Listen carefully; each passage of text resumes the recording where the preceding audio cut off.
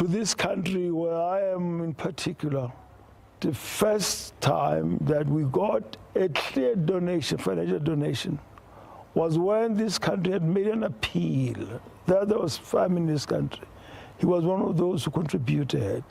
And now that he is gone, we are saying, as a Catholic faithful, as people also who really admire the good work that Pope Francis is doing, we say, even though we might no longer talk to him directly, our faith says, Pope Francis, wherever he is in heaven, he will continue praying for peace. He will continue praying for us as a country. And the next story now, we'll look at the Western Cape High Court in South Africa, who've heard an application on Tuesday by the DA and EFF on the 0.5 percentage point VAT increase passed by the National Assembly recently. DA Federal Chairperson Ivan Meyer has more. The Government of National Unity has three priorities. Create inclusive economic growth. VAT will erode inclusive economic growth.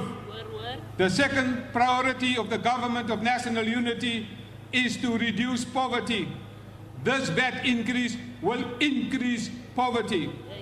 The third priority of the Government of National Unity is to build a capable state.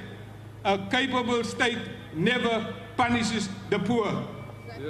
And so, how can this government do this to the people who are already suffering through high unemployment? The ANC doesn't care about the poor, the working class, and the general South African public. And finally, in our roundup, the Western Cape High Court in South Africa heard, and in fact, we've just done that story, haven't we? The 24th session of the UN Permanent Forum on Indigenous Issues, the largest convening of the indigenous peoples globally, is currently underway in New York. Here's the UN Secretary General Antonio Guterres addressing the opening ceremony. The world's indigenous peoples are magnificently diverse in cultures, languages, histories, and traditions. But they are united by common features and common challenges. You are the preeminent stewards of the world biodiversity and of the environment. Your knowledge and traditional practices are leading models of conservation and sustainable use, reflecting your commitment to living life in harmony with Mother Earth and to the well-being and rights of future generations. The world has much to learn from your wisdom, insights, and approaches which prioritize the health of ecosystems over short-term economic gains. Well, that's how we come to the end of today's segment of the Africa Roundup. Of course, we'll have more stories coming for you in this hour, as well as, I think, more on Pope Francis. So on that, the Africans hoping that they have an African Pope, there were also questions raised about would there ever be a woman Pope? No, there won't be. And then history tells us that there was Pope Joan, who was believed to be the first and only women Pope who ruled during the Middle Ages, though. But academics don't accept that, so they see it as an urban legend. I can't see how there could have ever been a female Pope. I mean, we don't even have female priests in the Catholic Church. Yeah. So how someone who is not a priest could be elevated to such a high position by men is a mystery to me. I think it's an urban legend. I am going to get to the bottom of it before the end of the program. I will tell you the whole story. Okay. Yeah. All right. Interesting things there. And our time now being 14 minutes past 6 Central African. The Morning Switch Weekend with the Shy Guy. Just the other day, I went to pick up my daughter from school, and as per usual, her friends don't usually come to my car just to say hellos and goodbyes. So this particular day, they made this comment about my jacket, saying that it's giving baddie vibes. You say my jacket is giving what? It's giving baddie vibes. Baddie vibes. It got me thinking, where did the Bedis come from? Because nothing is new under the sun, as it is said. I was like, oh yes, remember the Kenyan parliamentarian? Her name is Millie Odhiambo. When you are urging me to be a good example to the girls, the younger ones who are doing their first term, Mr. Speaker, if they are good girls, they'll never get corner office. Be as bad as Millie Odhiambo, you will be the mother of this house. So do not be cheated like the African culture, where you are told have decorum, be nice. I'm telling you, you will go nowhere. Be a bad girl like me. And I thought to myself, that is the original Betty. Saturday and Sunday mornings belong to the Morning Switch. 3 to 6 a.m. Central African Time. Bringing you the energy, news, and good vibes to kickstart your day. This is Rise and Shine on Channel Africa. The Vatican says Pope Francis's funeral will be held at St. Peter's Basilica on Saturday. The Dean of the College of Cardinals, Giovanni Battista Re, will lead the service. Following the funeral, the Pope's body will be moved to St. Mary Major for burial. Pope Francis died on Monday at the age of 88 following weeks of poor health. Bunolo Maribe has more. The Roman Catholic Cathedral of Christ the King will hold a memorial service for the late Pope Francis in Johannesburg on Wednesday. The funeral service of Pope Francis will be presided over by Cardinal Giovanni Battista, the Dean of the College of Cardinals.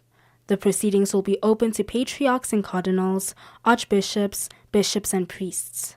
The Southern African Catholic Bishops' Conference Communications Officer is Sheila Parrish.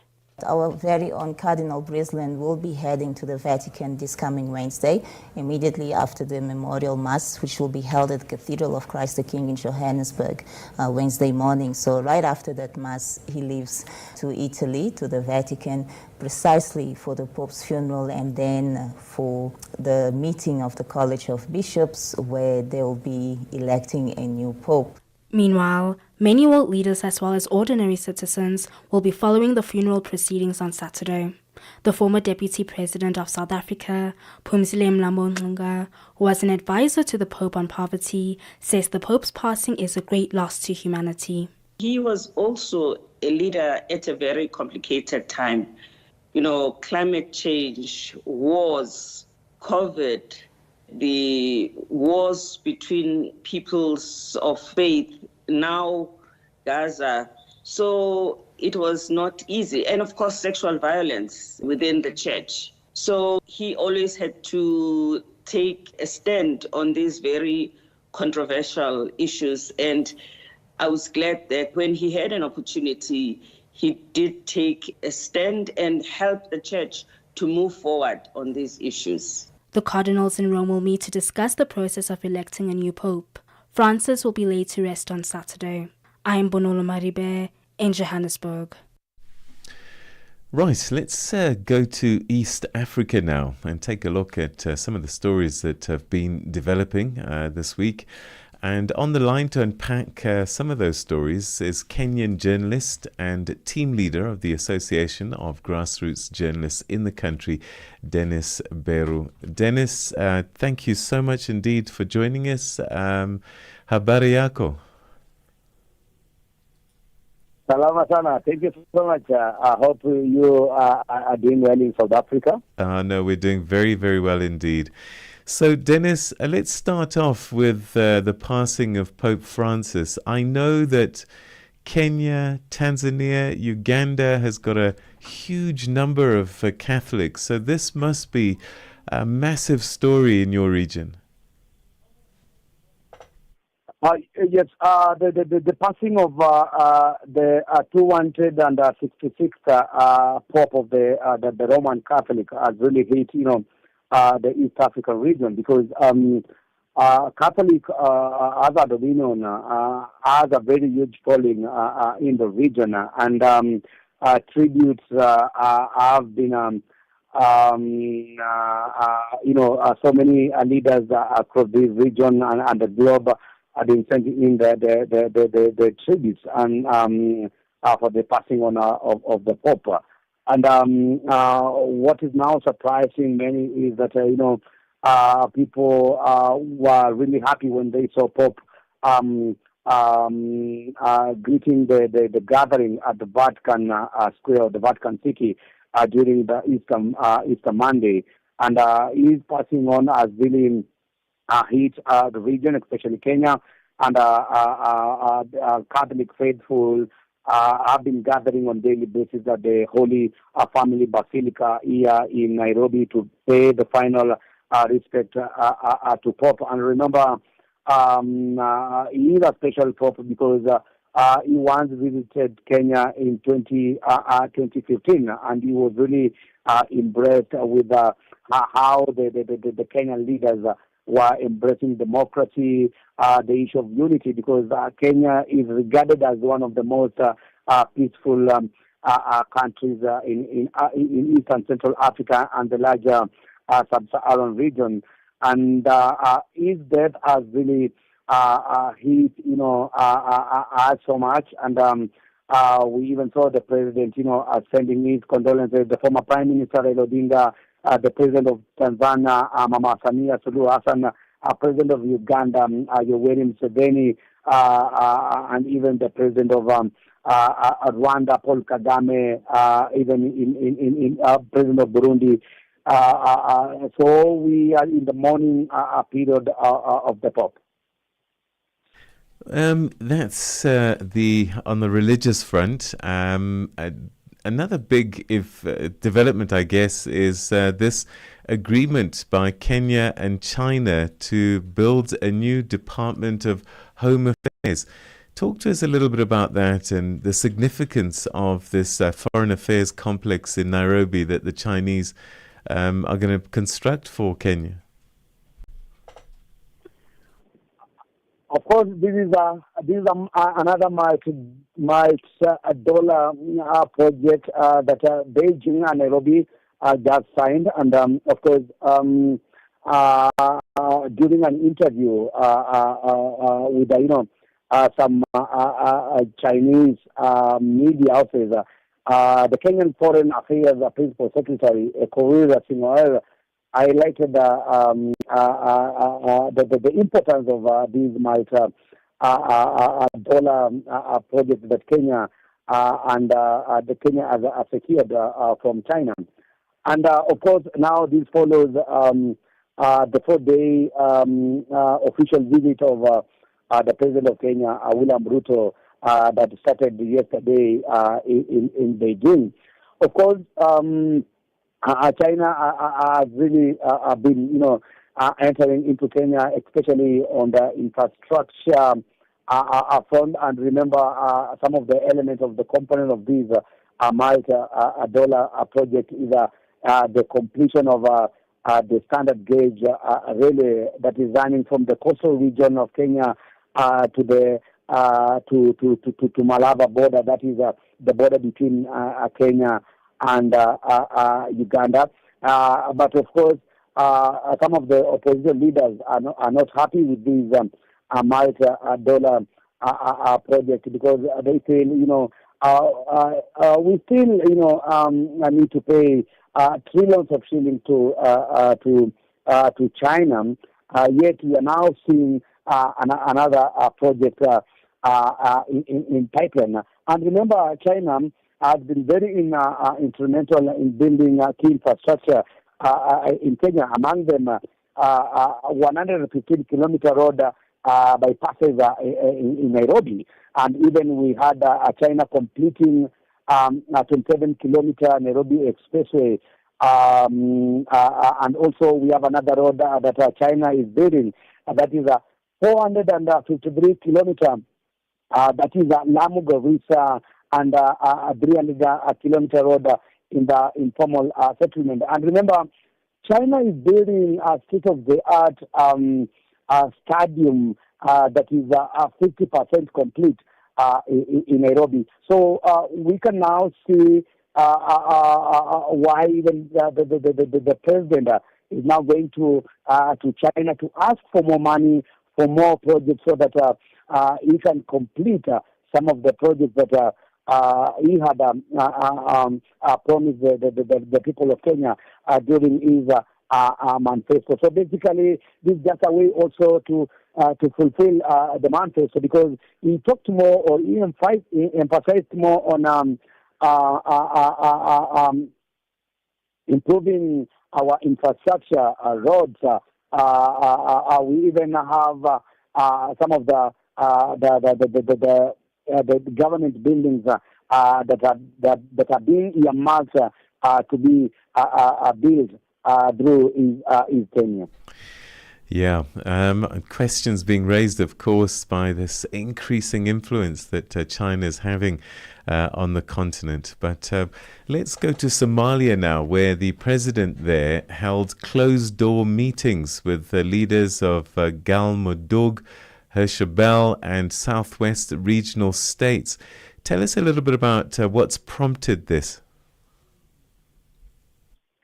Well, of course, Somalia is not a stable country at the moment, and the president of Somalia, Omar, is trying what he can to ensure that there is a peace that has started, deteriorating in the recent past. So, Hassan Sheikh, the president of Somalia, in a closed-door meeting with the leaders from Galmudug, Hirshabelle, and the South region states where we have had, security concerns, because recently we have now seen the resurgence of the Islamic militia group, Al-Shabaab, and recently there were some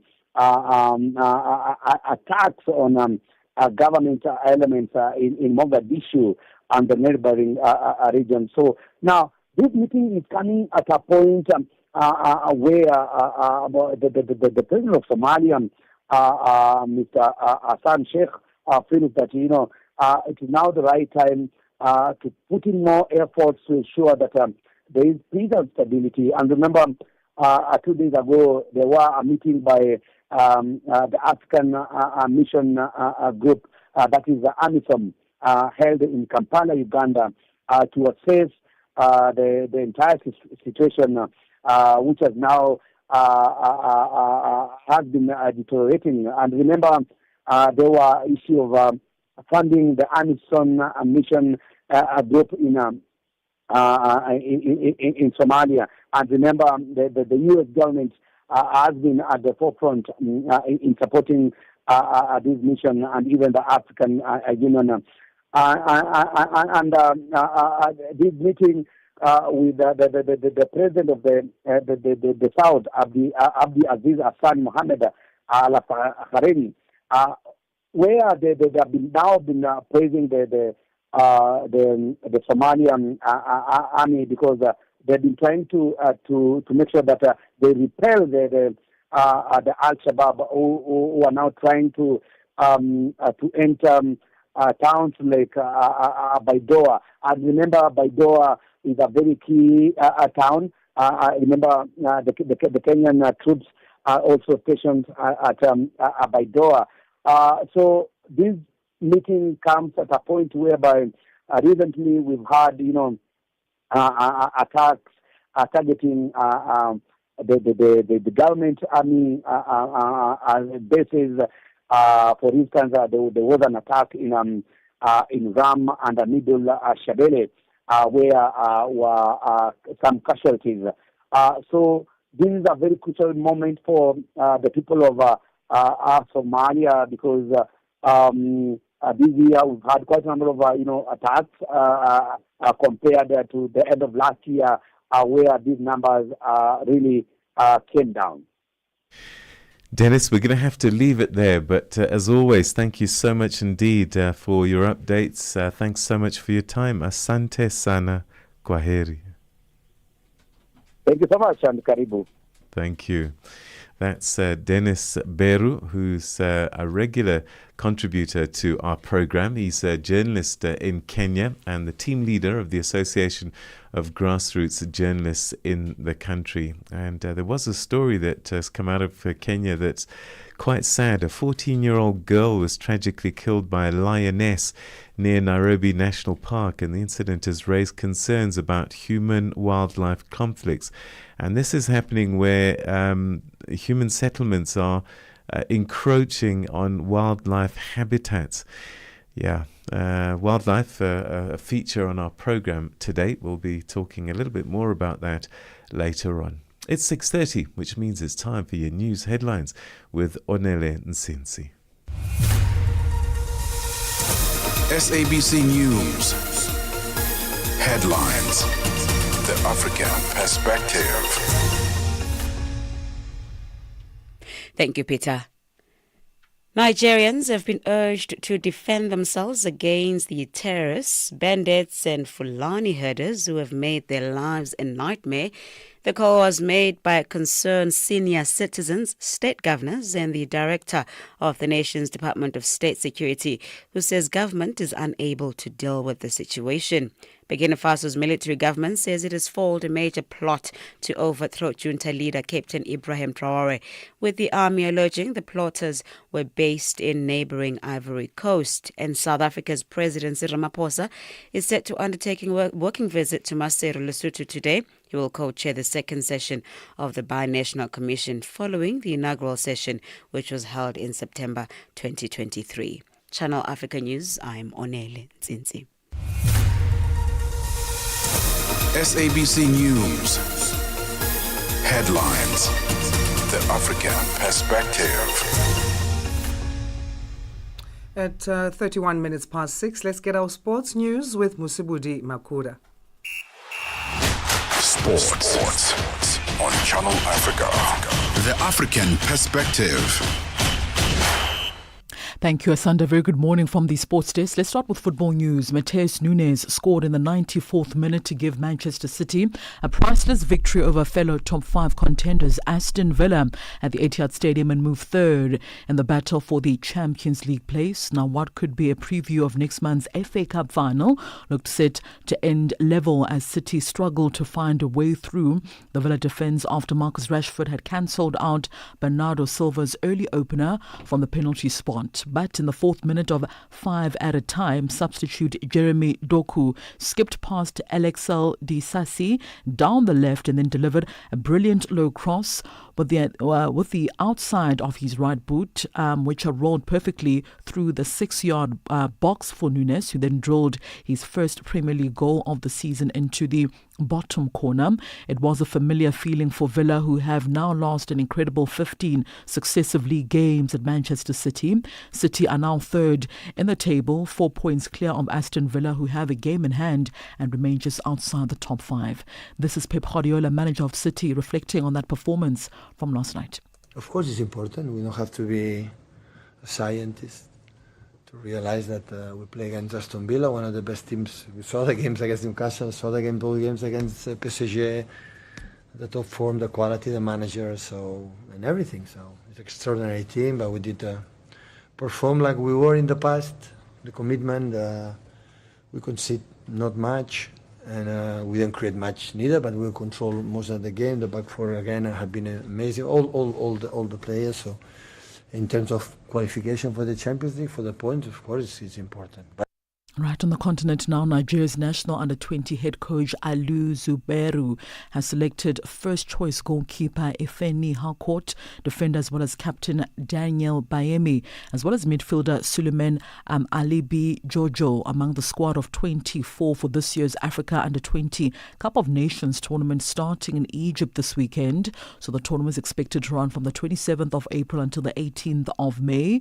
13 nations will be battling for continental supremacy and 4 qualification spots for the FIFA Under-20 World Cup in Chile later on this year. The coach promises to get to the semi-final to pick a World Cup ticket. Going for the World Cup ticket first. By the time we get to the semi-final, then we think of what is going to be good for the country. But for now, I think the World Cup ticket is the priority. Definitely, we are going to have 2. One on the 23rd, one on the 26th. In the countries we are going to play, the federation is still in talk with them. It has not been finalized.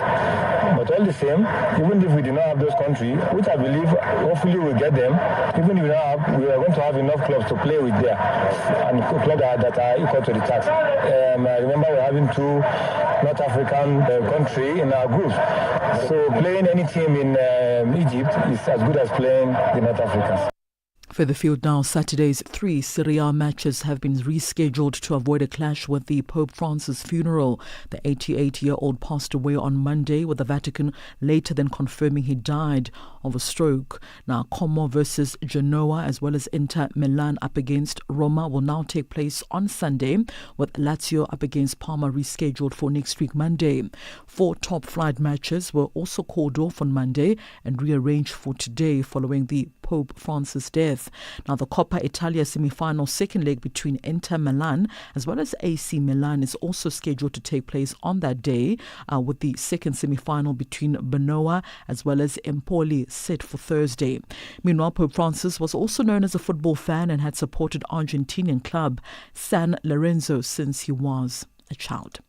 On to some tennis news now. 4-time Grand Slam champion Naomi Osaka crashed out of the Madrid Open in the first round on Tuesday following a 6-2, 2-6, 6-4 defeat by Lucia Borenzetti. Now, the Japanese former world number 1 ranked 55th in the world right now battled back with a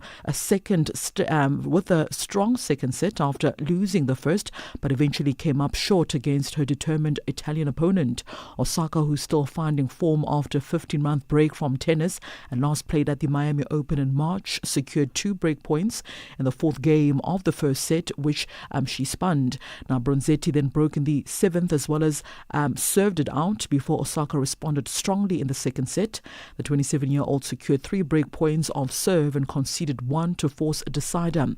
Osaka immediately conceded a break as well as, despite wrestling back to at 3-all, when she took her 5th break point of the game, was broken herself again straight away.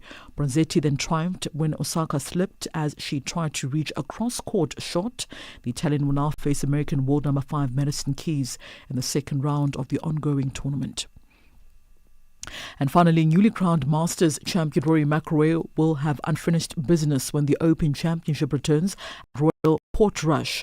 That's according to RNA Chief Executive Mark DeBon. Now, Northern Irishman McIlroy, who won at Augusta National earlier on this month to compete a career Grand Slam, missed the cut when the Open was held at the Dunluce Links for the first time in 68 years back in 2019. So on Tuesday, DeBon announced that this year's championship, which takes place from the 17th until the 20th of July, will be the biggest sporting event held in Northern Ireland, with 278,000 fans expected on the Antrim Coast Links. So this year's Open also, which will be the biggest held outside of St Andrews in Scotland, is expected to generate $230 million of economic impact. That's a wrap from the Sports Desk at this hour. For any sports stories you'd like to share with us, please send us an email to newsroom@channelafrica.co.za or give us a call on +27 11714 4459. For Channel Africa Sport, I am Musibudi Makura. Sports on Channel Africa. The African Perspective. My name is Neto, N-E-T-O Chamani. Osiatiko, Nengezimo, Mkhanju, Phandle kunjani moyani. Voko tendele. Africa at Play, asteleli siyashaya. Africa's velvet voice is in the house. Africa at Play is a place to be, where we speak all things sport and music, from the African continent to the rest of the world. We speak to your bundles of joy in sport, 12-year-olds and below, teenagers in sport. And we speak to elite athletes, administrators, coaches, and all the behind-the-scenes stakeholders of sport and music. Africa at Play, asteleli siyashaya. Oh yeah, oh yeah, oh yeah. Bringing you the energy, news, and good vibes to kickstart your day. This is Rise and Shine on Channel Africa. And it's time to find out what's been happening in the world of business and economics as we say good morning to Eva Chipa. Business news on Channel Africa. The African Perspective. Good morning to you too, Peter. Political economist Professor Isaac Kambule says the ongoing value-added tax legal battle between the South African Treasury, economic freedom fighters and the Democratic Alliance has the potential to harm the government of national unity relations going forward. The Western Cape High Court is hearing an application by the DA and EFF on the 0.5% VAT increase recently passed by the National Assembly. Both the DA and EFF want the court to set aside the adopted fiscal policy framework, which contains a VAT increase of 1 percentage point over 2 years. They argue that the VAT increase would harm business, poor South Africans, and cause job losses. Kambule explains.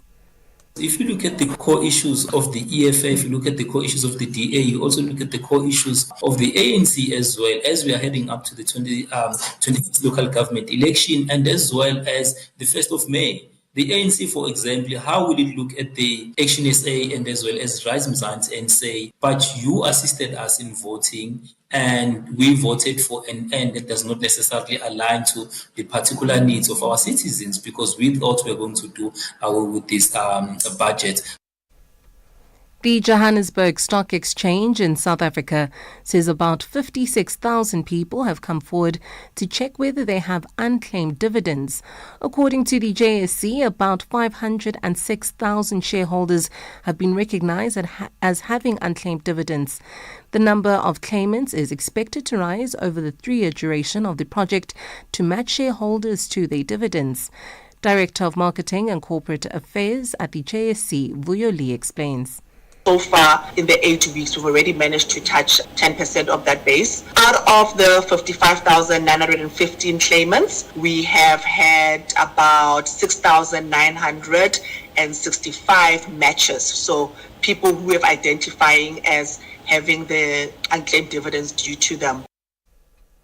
6 Central African nations expecting a foreign exchange windfall of billions of dollars from environmental restoration funds, which have been set aside by all firms, may see less than $500 million by the 30th of April deadline. Rules governing these restoration funds, mostly held in foreign banks, were introduced in 2018 by the Bank of Central Africa States, the Central Bank for Cameroon, Gabon, Chad, Equatorial Guinea, Central African Republic, and the Republic of Congo. The aim is to have the funds held in the accounts controlled by the bank to help support the 6 countries' depleted hard currency reserves and help address their economic fragility. The gold price has reached a new record high, trading at $3,464 on Tuesday amid ongoing tariff-related uncertainty. Magwe Masilela, founder of Magwe Fund Managers, says this is due to U.S. President Donald Trump's threat to fire Fed Chair Jerome Powell, emphasizing that Powell's termination cannot come soon enough. Investors are increasingly flocking to gold as a safe haven amid continuous geopolitical tension. Gold reached its 3rd consecutive record high this year. The latest rally, like today's rally, it was mainly sparked by the fact that we've seen the U.S. president starting to attack the Reserve Bank governor, that is the Fed's chairperson, and that starts to question that's like the independence of the Reserve Bank, and that also led to dollar to reach almost a 3-year low, and then now that invited buyers. And staying in the US, the world's richest man, Elon Musk, says he's likely to scale back from his work for the Trump administration next month to concentrate more on his embattled electrical car company, Tesla. Analysts have warned of brand damage due to Musk's role at the Department of Government Efficiency. Tesla reported a 71% drop in quarterly profits. The BBC's Lily Jamali has the details. What he said was that he would continue to serve at the pleasure of the president 1 to 2 days a week, as long as Donald Trump wants him to continue this work in slashing the government workforce and the ongoing work at Doge. So that's what we expect. This scaling back of that work is set to take place in Musk's telling next month, so in May. And this is something that analysts who have long followed this company wanted Musk to do for quite some time now. Taking a look at your first financial indicators for this morning, $1 in Nigeria is trading at 1,000 naira 603. In Botswana, it's 13 pula 60. In Kenya, the dollar is trading at 128 shilling 88. And in Zambia, it's 28 kwacha 43. To the BRICS countries now, where $1 in Brazil is trading at 5 real 77. In Russia, it's 81 rubles 30. India, 85 rupees 16. And China, it's 7 yuan 31. And in South Africa, it's 18 rand 62 cents. $1 is trading at 74 pence to the British pound and 87 to the euro. Looking at your commodities, gold is currently trading at $3,361, platinum at $957 per ounce, while Brent crude oil stands at $67.86 a barrel. For any business stories you'd like to share with us, please send us an email to newsroom@channelafrica.co.za or call us on +2711 714 4459. For Channel Africa Business News, good morning. I'm Eva Chipa. Business News on Channel Africa. The African Perspective. G20 in Africa, exclusive to Channel Africa. 45 minutes past 6 Central African time. A good morning to you if you've just joined us here on Africa Rise and Shine. Let's get into our G20 fact for this Wednesday, the 23rd of April. Did you know that South Africa will host approximately 130 working group meetings and 23 ministerial level meetings throughout the year, ahead of the country's hosting the two-day G20 Leaders Summit in Johannesburg? That's from November 22nd, marking the first time the summit is held in Africa. It will be under the theme Solidarity, Equality, Sustainability. That's our G20 fact this morning. G20 in Africa, exclusive to Channel Africa, championing Africa through solidarity, equality, and sustainability. Zilipendwa na I am Henry Shekif. Baiter, mambo vipi? Poa. Mwaka 2025 mpaka hivi sasa ukoje kwa upande wako mzee baba? Kabisa, kwa sababu tumejiandaa vizuri. Kama mwaka jana tumefunga vizuri na Septemba, mwaka huu tumefungua vizuri na hatari sana. Mzee umejipanga, hutaki kutupumzisha? Maana mwanzo walikuwa wanalalamika sana, you spend long time without releasing songs blah blah blah. Now I need to back to back. Platform, mambo vipi? Mambo poa kabisa, wanasemaje huko SA?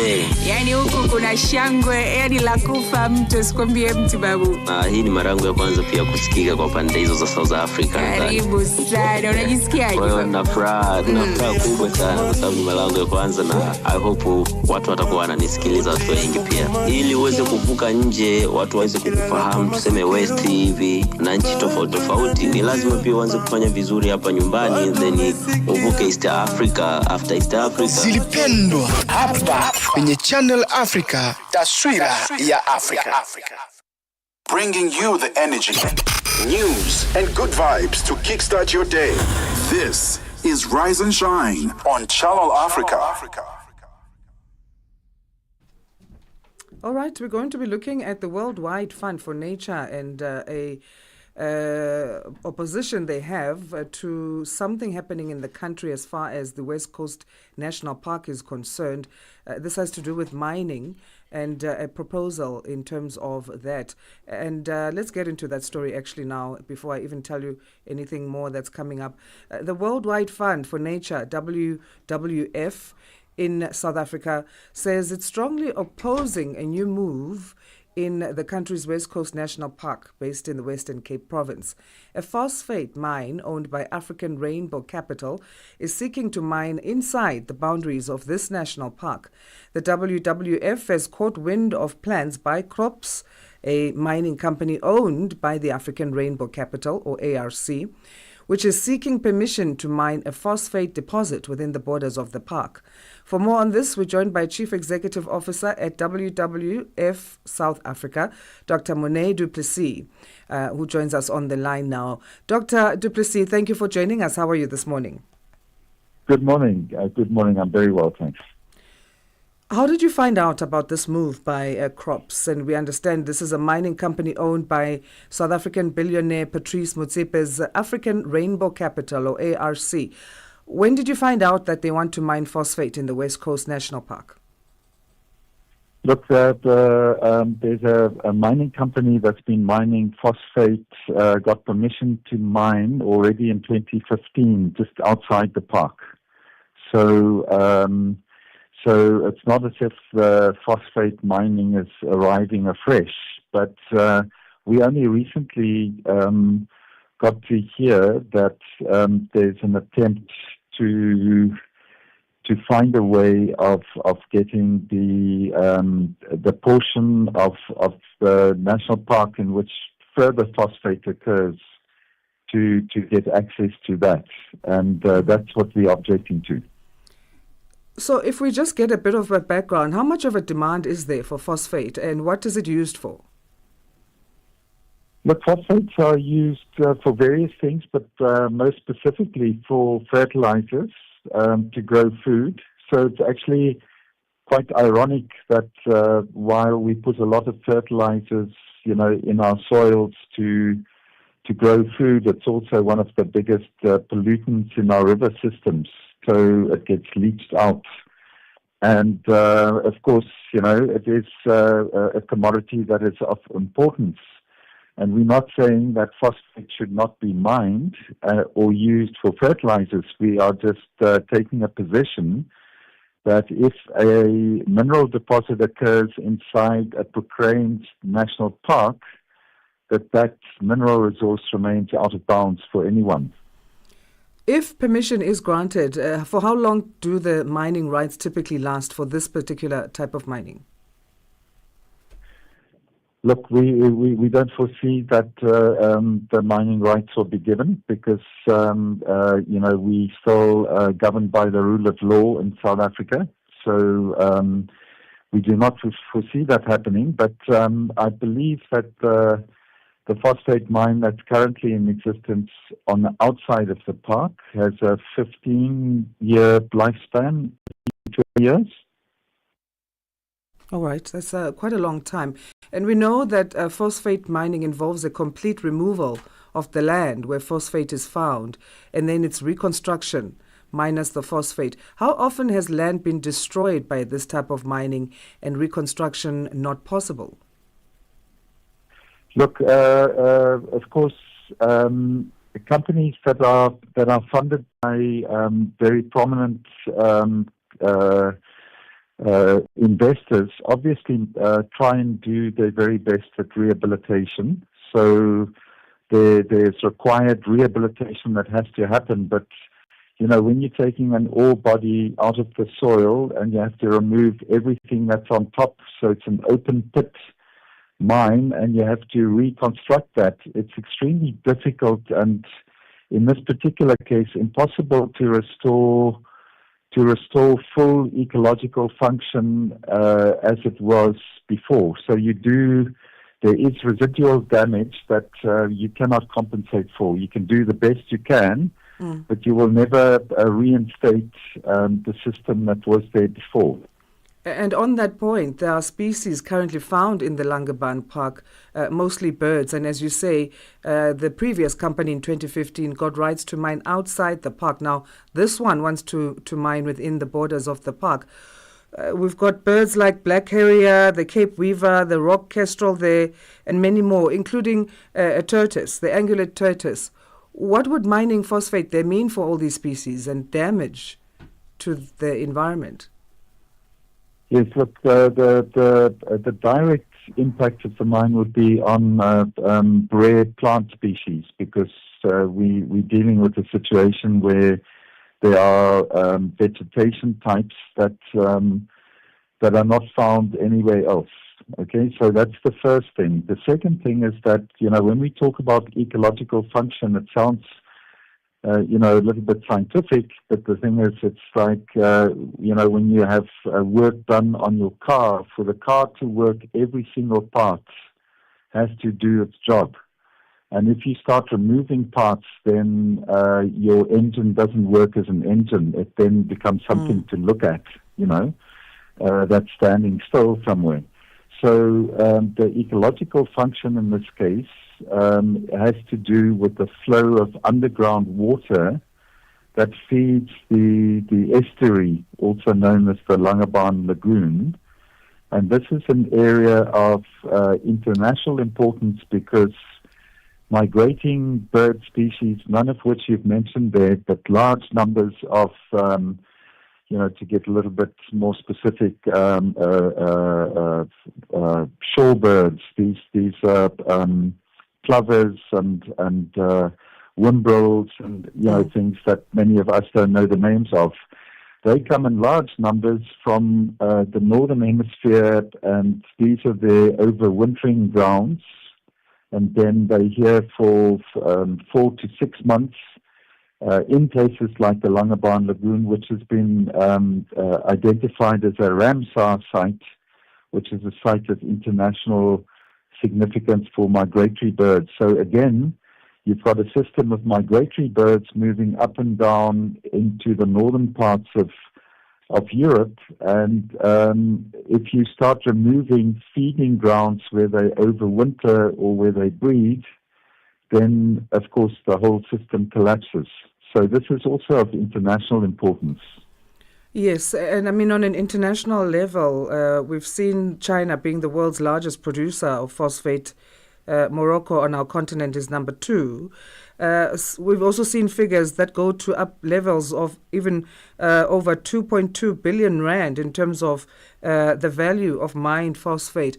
If this company argues crops that there are economic benefits, and you also speak of the phosphate being a key component of fertilizer in agriculture.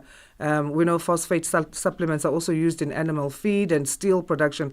If they argue that the economic benefits are going to outweigh possible environmental risks, do you think that could hold? So again, we've got to understand here that WWF and people like ourselves are not arguing that phosphate mining must stop across the board. We are saying that if a phosphate deposit is found inside a proclaimed national park, which is in existence through legal declaration, then that ore body should remain in the ground to preserve that system. But if there is an ore body that can be ecologically sensitively mined outside of a national park, and legal permission and proper processes followed to get that, then we obviously understand that mining will continue. Do we know when the decision to approve or deny the mining plan will be taken by the relevant authorities, and what will you do next as the Worldwide Fund for Nature?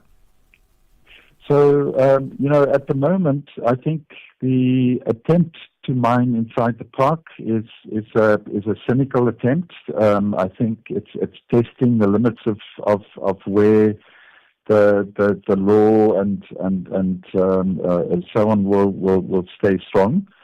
But we currently are challenging the fact that the existing mine on the outside of the park, which also belongs to crops, by the way, that mine hasn't fulfilled its conditions upon which it got permission to mine in the first instance. And that's what we want to have reinstated. So that's a fundamental issue that we're in courts with at the moment. But yes, no, we believe that South Africa still has the rule of law.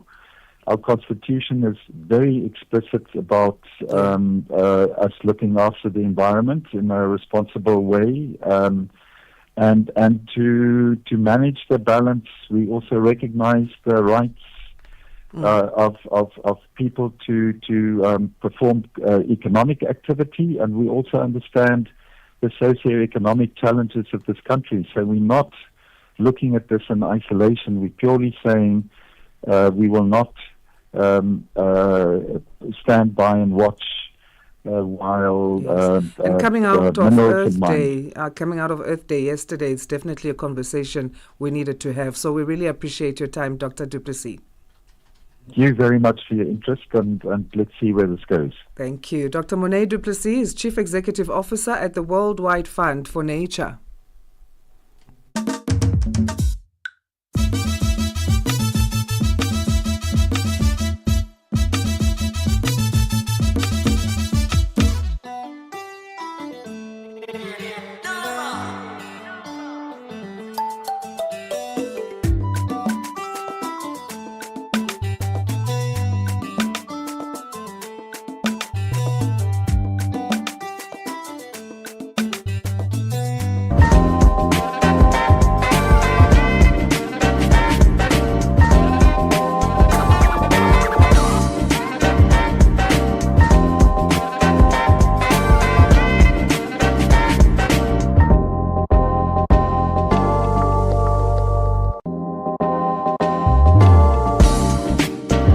welcome to you to Africa Rise and Shine, the second hour of it on this Wednesday, the 23rd of April. My name is Asanda Beda, in studio with Peter Ndoro. Yeah, top of the morning to you. Yeah, thanks so much indeed for tuning in. And a reminder, we're broadcasting live from Johannesburg. I don't know where you are, but for us, it's actually overcast, it's raining, it's cold, it's dark, and one gets a sense that winter is on its way if it's not arrived already. It's arrived. It's here. It just arrived. It's just arrived. Of course, we'll be taking a look at some of the stories making headlines in and around the continent, the Pope being one of them. Again, this hour, we'll look into that. Also looking at Zelensky's South Africa visit. But all that and more will be coming after the news with Onele Nzinzi, and then Musibudi Makura has our sports headlines after her. SABC News. The African Perspective. Thank you, Asanda.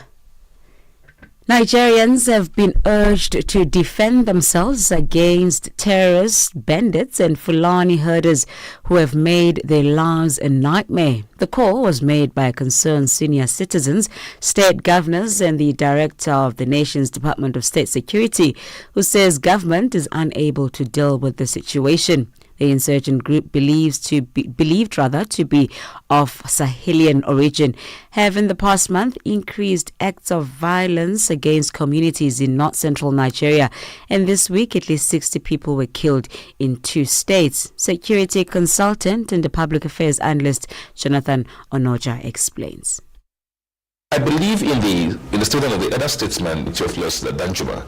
I think it's a reminder that Nigeria is heading to anarchy. We've talked about jungle justice. Is that the right way? So when we talk about self-defense, it clearly states that you could kill another in the process of defending yourself. We are telling that we have a country. We don't have a country. Mr. President, on a daily basis, come out to tell you that, they're on top of the situations, marching order. Enough of the marching order. It is time for marching action. Burkina Faso's military government says it has foiled a major plot to overthrow junta leader Captain Ibrahim Traore, with the army alleging the plotters were based in neighboring Ivory Coast.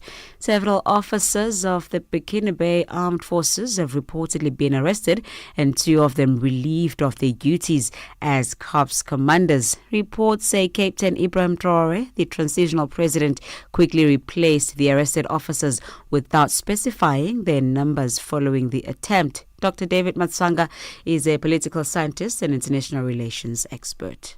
Several plots have been thickened by France and the United States of America. A few weeks ago or a few days ago, the High Command of AFCOM of United States of America, in their congressional appearance, they said they targeted Ibrahim Traore, the younger man, who has transformed Burkina Faso, who has made good changes, who has developed roads, schools, hospitals. They fingered him out and they said they should arrest him or kill him. As Africans, some of us who have been to Burkina Faso are not surprised that this plot is beginning to show, to be exposed. And of course, the 2 countries, France and the United States, are behind. South Africa's President Cyril Ramaphosa is set to undertake a working visit to Maseru, Lesotho today. He will co-chair the second session of the Bi-National Commission between South Africa and Lesotho with Prime Minister Sam Matekane. The BNC follows the inaugural session, which was held in September 2023. South Africa will use the upcoming session to promote greater solidarity amongst countries of the region and the South in light of geopolitical shift. Kaile Kumalo reports. South Africa will also underscore the strategic importance of the Lesotho Highlands water projects and highlights the need to expedite the speedy implementation of Phase 2 of the project, taking into account the agreed timelines and allocated budgets. Many South African companies have made significant investments in Lesotho, which have created thousands of jobs. The Bi-National Commission is expected also to reflect on the movement of people between the 2 states, deepen economic cooperation, and review implementation of the outcomes of the inaugural session of the BNC. President Ramaphosa will be accompanied by 15 ministers. In an unusual case of wildlife trafficking, 4 people are due to appear in court in Nairobi for sentencing for trying to illegally export thousands of live ants from Kenya in modified packaging. 2 Belgian teenagers, a Vietnamese national and a Kenyan, pleaded guilty earlier this month, the BBC's Ensoy reports. It's believed the insects were destined for exotic pet markets in Europe and Asia. The Kenya Wildlife Service said the packaging could sustain the ants for up to 2 months. Possession of wildlife specimen without a permit is a criminal offence in Kenya. Offenders face a minimum fine of $10,000 and a likely prison term of no less than 5 years. The Wildlife Service hailed the bust as a landmark case against biopiracy. And lastly, the authorities in the Dominican Republic say they deported more than 130 Haitian women and children on the first day of a crackdown on undocumented migrants in hospitals. It's the latest move against people who've crossed the border to escape poverty and gang violence. The BBC's James Reid. Haiti and the Dominican Republic share the Caribbean island of Hispaniola, and the crisis on one side has seen a surge in migration to the other. The Dominicans have responded with ever tougher measures. More than 80,000 Haitians were deported in the first 3 months of this year, and the government plans to extend a border wall. Now it's also raiding hospitals to expel people seeking care they can't get in Haiti. More than half the 87 women deported on Monday were pregnant. The rest had recently given birth. I am Onele Nzinzi. SABC News. The African Perspective. And coming up in your sports news this hour, South African basketball team MBB Basketball ready for their debut season in the Basketball Africa League, while Mateus Nunes scored late to give Manchester City a victory over Aston Villa and move third in a battle for a UEFA Champions League place. I have details of these and other stories at the bottom of the hour. Your morning companion with the stories that matter. This is Rise and Shine on Channel Africa. South Africa's emeritus pastor of the Apostolic Faith Mission, Reverend Frank Chikane, says that Catholics Pope Francis will be remembered for speaking out when the church was quiet about the deaths arising from Gaza-Israel war. Chikane says that Pope Francis even reached a stage where he called what was happening in Gaza a genocide. Pope Francis's passing was announced on Easter Monday. And in 2023, the Pope also visited the war-torn country of South Sudan. Sisi Sekhalo has more on the story.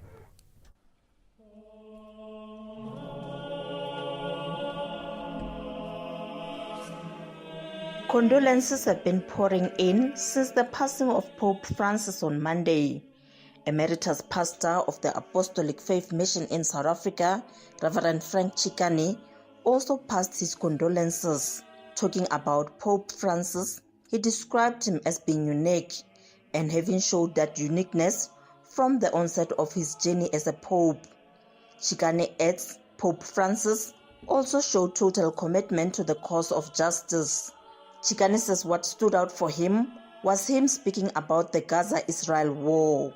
When the church was quiet about Gaza and the people in Gaza were dying almost like 100 per day, and now we're talking about thousands.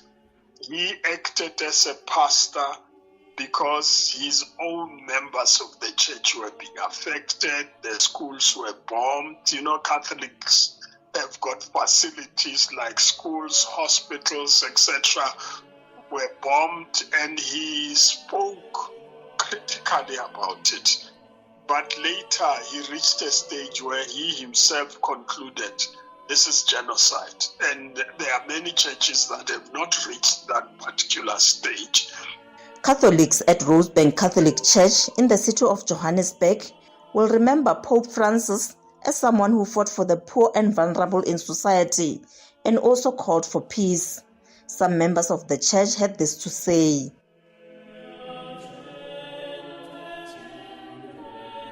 For me, Pope Francis was one of the most modern popes I've known. He was very knowledgeable, but also so human. And I followed his teachings. I bought his book on creation, Laudato Si, and he was very special Pope. Well, he always talked peace.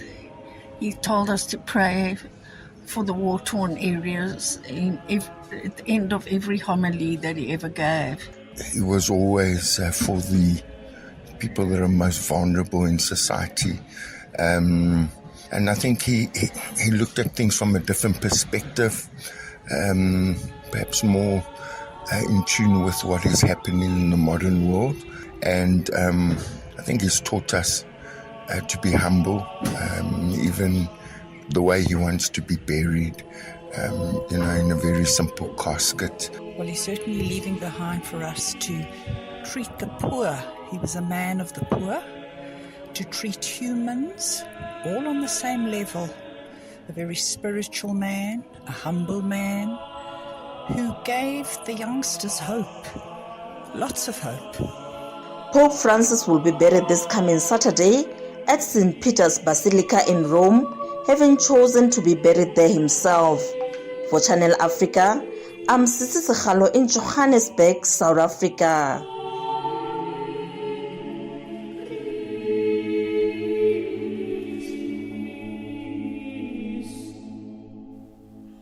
Ukrainian President Volodymyr Zelensky is expected to arrive in South Africa on Thursday for a working visit.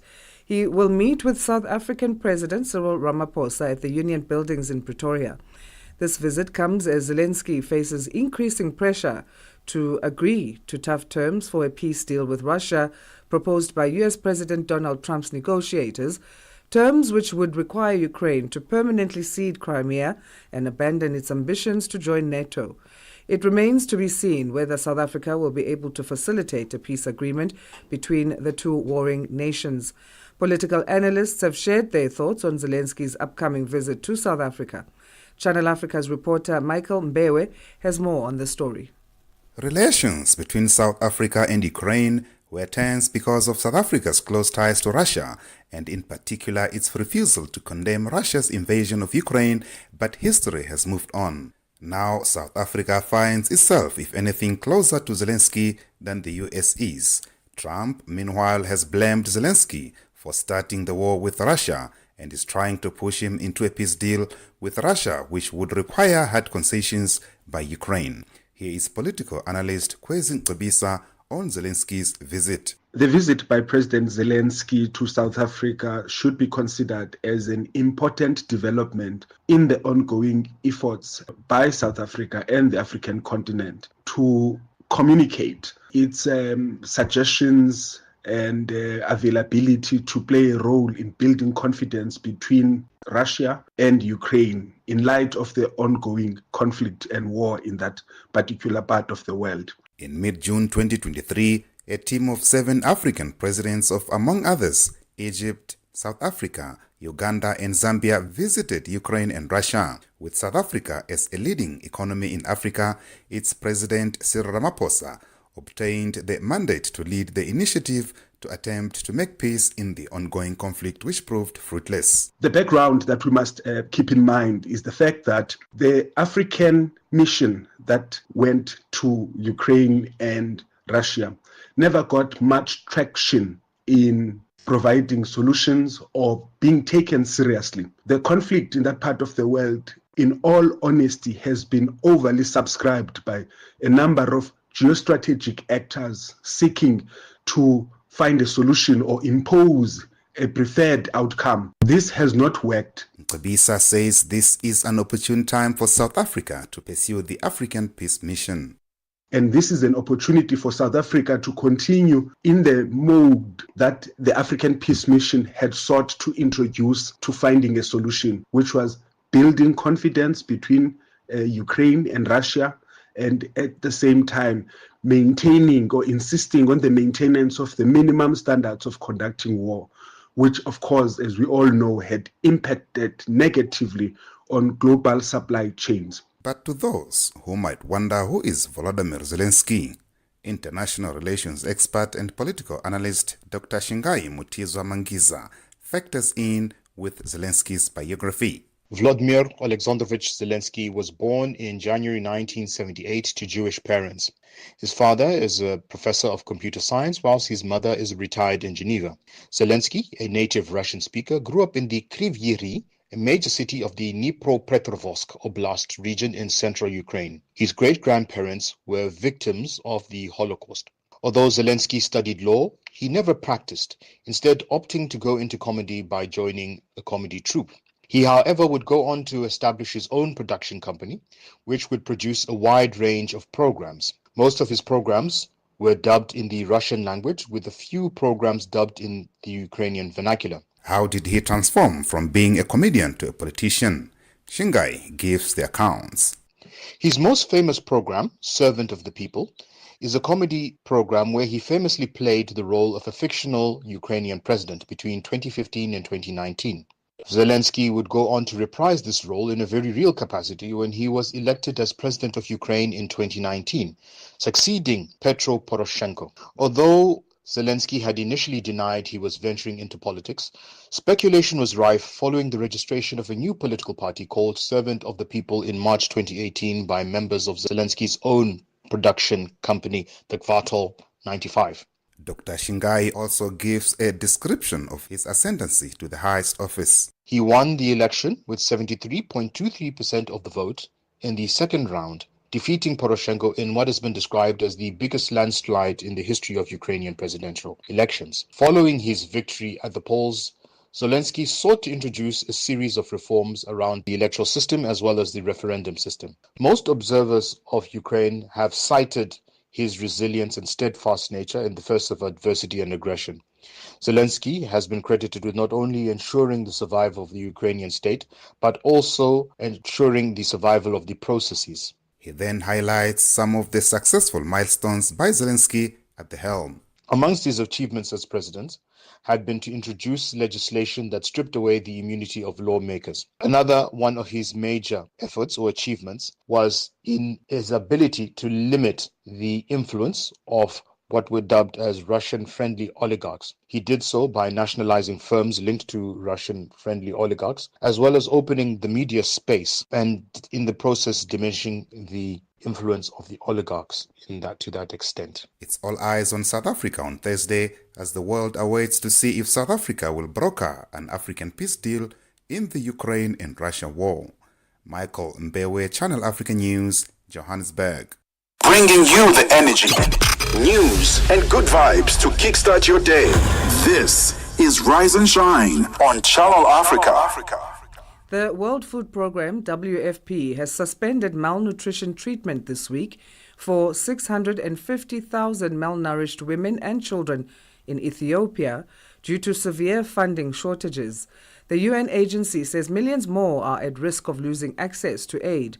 WFP gets financing from 50 to 20 donors, including the United States, but many of them have been cutting funding this year. The agency has received exemptions from U.S. President Donald Trump's aid freeze that has disrupted humanitarian work around the world. For more on this, we're joined on the line by Claire Neville, who is WFP spokesperson in Addis Ababa, Ethiopia. Claire, thank you so much for joining us. How are you this morning? I'm very well. Thank you so much for having me. Thanks for making time to chat to us on this. Approximately how much funding was the WFP receiving for its Ethiopian missions, and to what figure has that now declined? Well, this year in 2025, WFP in Ethiopia is trying to reach over 7.2 million people with its life-saving interventions, that's food and nutrition assistance, as well as resilience-building activities, school feeding, interventions to really sort of lift people out of hunger in the longer term. But we're expecting half of the funding that we received last year here in Ethiopia, which means that we're likely to only be able to reach half of the most vulnerable people that we're trying to reach this year. So we're really concerned, especially when you see the hunger levels in the country. Over 10 million people in Ethiopia are acutely food insecure. This includes around 3 million people who've been displaced by conflict and extreme weather conditions. So we really need the funding to be able to reach people on time, because we have the capacity, we have the ability to respond to the needs in the country. We just need the funding to be able to scale up our response. Of the 15 to 20 donors, how many are not from the United States, and what challenges have they stated for funding costs? Well, WFP's been able to receive a lot of donations to its work in Ethiopia over the past few decades. Our donors have been very committed, very generous, which means that we have been able to meet the needs in the country. But we have seen since last year the donations diminishing, and now our funding levels are very much in the red. This is across the board. We're not singling out particular donors. It's just that we're not seeing the commitments made that we've had previously, and this puts an enormous amount at risk when you have such high food insecurity in the country, and a complex situation of overlapping crises. We have over 1 million refugees in Ethiopia. WFP is meeting the needs of around 800,000 of them. But we have refugee influxes from Sudan, from South Sudan. Ethiopia in the Horn of Africa is a country that's very affected by drought. People in the south of the country were just recovering from the 2020 to 2023 severe drought. And now in Somali region, the rains are performing below average, so we're expecting another drought there. On top of that, we have economic shocks. We have ongoing conflict in the country. And so all of these shocks together are really exacerbating hunger levels in the country. And just one more shock could push people over the edge, especially when WFP and our humanitarian partners, other organizations as well, are underfunded at the moment and unable to meet the increasing needs. How have WFP operations globally been impacted? I mean, we speak now of the refugees from war-torn neighboring Sudan and others. We speak of the actual beneficiaries in Ethiopia of the treatments that are being funded. But globally, besides Ethiopia, how have your operations been impacted by the cuts? We have seen globally that funding levels are going down, and it is threatening our ability to reach people who are facing enormous hunger and crises. I mean, yes, next door in Sudan, we have famine. In Gaza, a very hampered humanitarian response in Ukraine, in Yemen, in Afghanistan. The list goes on, and we just are not seeing the same funding levels as we had before. And this is across the board, as you mentioned earlier.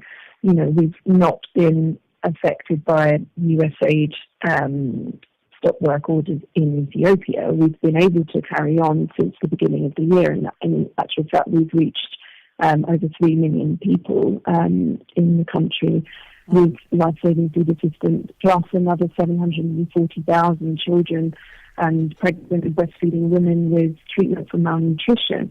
But what we're raising the alarm bells about now is that our funding levels are depleting. We've run out of nutrition commodities in the country, and from June and then July, we won't be able to respond to the refugees and displaced Ethiopians, vulnerable food insecure Ethiopians in the country. So, and we're stretching the resources as far as we can. So, I mean, refugees are already receiving 60% of their minimum daily requirements.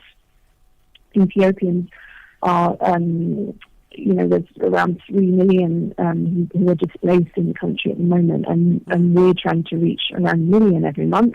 And we're only able to give them 80% of the WFP food basket. This is like the minimum requirements that they need to survive. So we've stretched as far as we can to be able to reach the most vulnerable people, but in the coming weeks, in the coming months, we won't be able to meet the needs of the most vulnerable people in Ethiopia. We estimate that around 3.6 million people will lose access to this life-saving support if we don't get the funding that we need now. What a challenge, a big one there. Claire, let's leave it there for today, and thanks again for your time.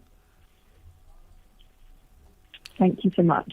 Okay. Claire Neville is spokesperson at the World Food Programme in Addis Ababa, Ethiopia.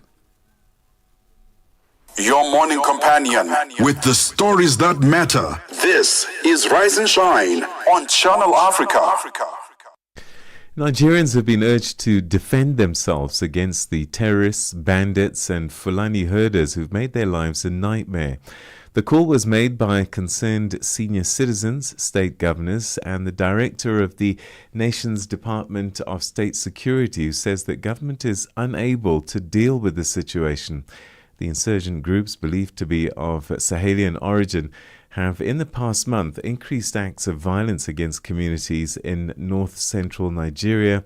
And this week, at least 60 people were killed in the Plateau regions and Benue states. Channel Africa's Collins Nosa Atonhegbe reports from Lagos. Plateau and Benue states particularly have witnessed unprecedented increase in terrorist attack in Boko's community, a situation that has caused tens of thousands of people to run away from their ancestral home to seek refuge in churches, public schools premises, and in nearby towns. Reacting to the development, Nigeria's former Chief of Army Staff and former Minister of Defense General Theophilus Danjuma recalled that he had in the past warned that Nigerians should take up arms for self-defense, saying that the call should be heeded now because the government is getting overwhelmed by the increase in terrorist activities and cannot tackle the incident alone. There are people must be prepared to defend themselves. That warning is as valid today as it was when I made it. We can't defend ourselves. We'll abandon this country into the hands of bandits. His call was echoed by the governor of Plateau, whose state has lost over 100 souls to terrorists in the past 2 months. Caleb Mutwang, during a visit to the affected community, said the attacks were premeditated by those involved and that it was genocidal. Mutwang said the attack is not a retaliatory act, neither is it a communal clash as being claimed by some people, but a premeditated plan of ethnic and religious cleansing, and that he and the people will not sit back and allow that to continue. What we are witnessing is a systematic and premeditated campaign, one that seeks to displace, destabilize, and instill terror and fear on our people and communities. The cycle continues, but it must not endure. Enough is enough. Plateau shall not be overrun by fear, nor shall we accept this culture of bloodshed as the new normal. But let me reassure you, my government is alive to its constitutional responsibility of protecting lives and property, and we are rising to the occasion more determined than ever.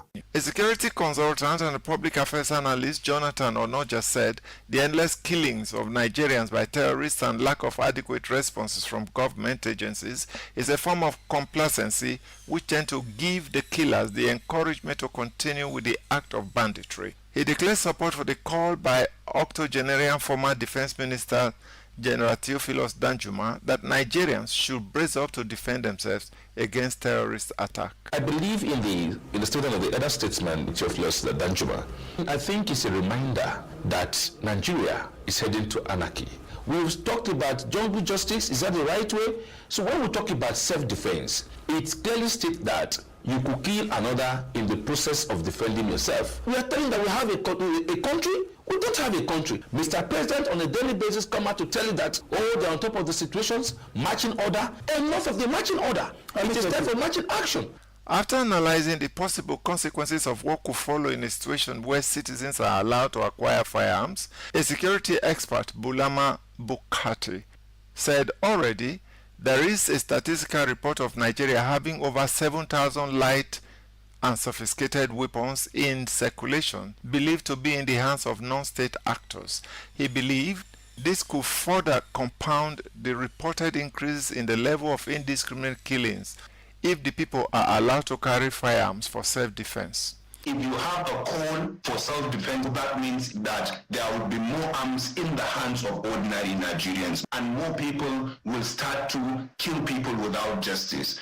Speaking after a stakeholders meeting in Jos on Monday, the Reverend Gideon Paramalan said, "The attack is primarily against communities predominantly occupied by Christians, where many places of worship have been burnt down, and people are now afraid to continue with their agricultural activities." Significantly, the church has been a heavy casualty. Most of those communities that have been targeted and have been attacked consistently are Christian-dominated communities. What does that tell you? Some of these people in some of these attacks would be in the church when they're attacked. A pastor with the name Pastor Gideon, his pregnant wife, 5 daughters, and all of his children have died.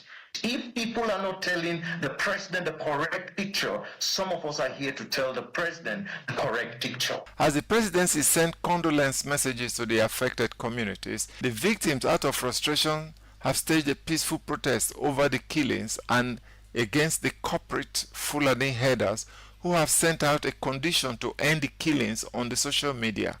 Meanwhile, President Bola Ahmed Tinubu, who has been away in France on what the presidency says it's a working visit, while Nigeria was bleeding, has arrived Abuja on Monday night. From Lagos, I'm Collins Nosato Engbe for Channel Africa News. Right, let's go straight to Onelin Sinsi, who has our headlines for us. SABC News Headlines. The African Perspective. Thank you, Peter.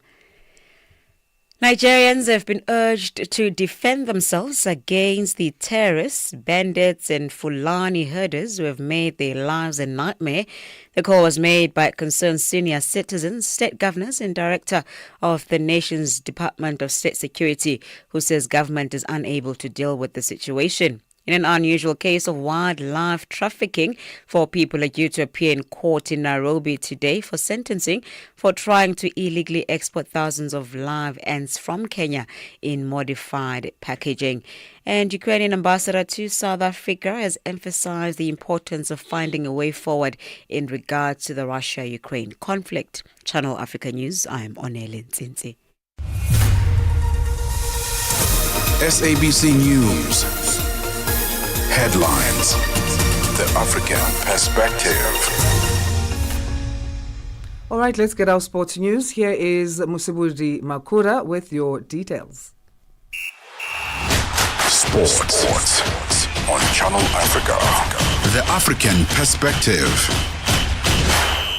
Thank you, Asanda. Good morning once again from the Sports Desk. Now, MBB basketball team veteran player Neo Mutiba is confident his side will put up a strong fight during the debut Basketball Africa League Season 5, which will comprise of 12 teams from across the African continent. Now, the Blue Soldiers will battle it out in the Nile Conference that is scheduled from the 17th until the 25th of May in Kigali, Rwanda, where they will also challenge the likes of Nairobi City Thunder from Kenya, Al Ahly Tripoli of Egypt, as well as the host side APR. Speaking to Channel Africa Sport, Motiba says they want to play top quality oppositions out of the country as a form of preparation ahead of the Nile Conference. The one thing that is obviously outstanding is for us to play as many games as we can together. And we're lucky that we are actually in season, so we're looking at about 14 to 15 games before we get to Kigali.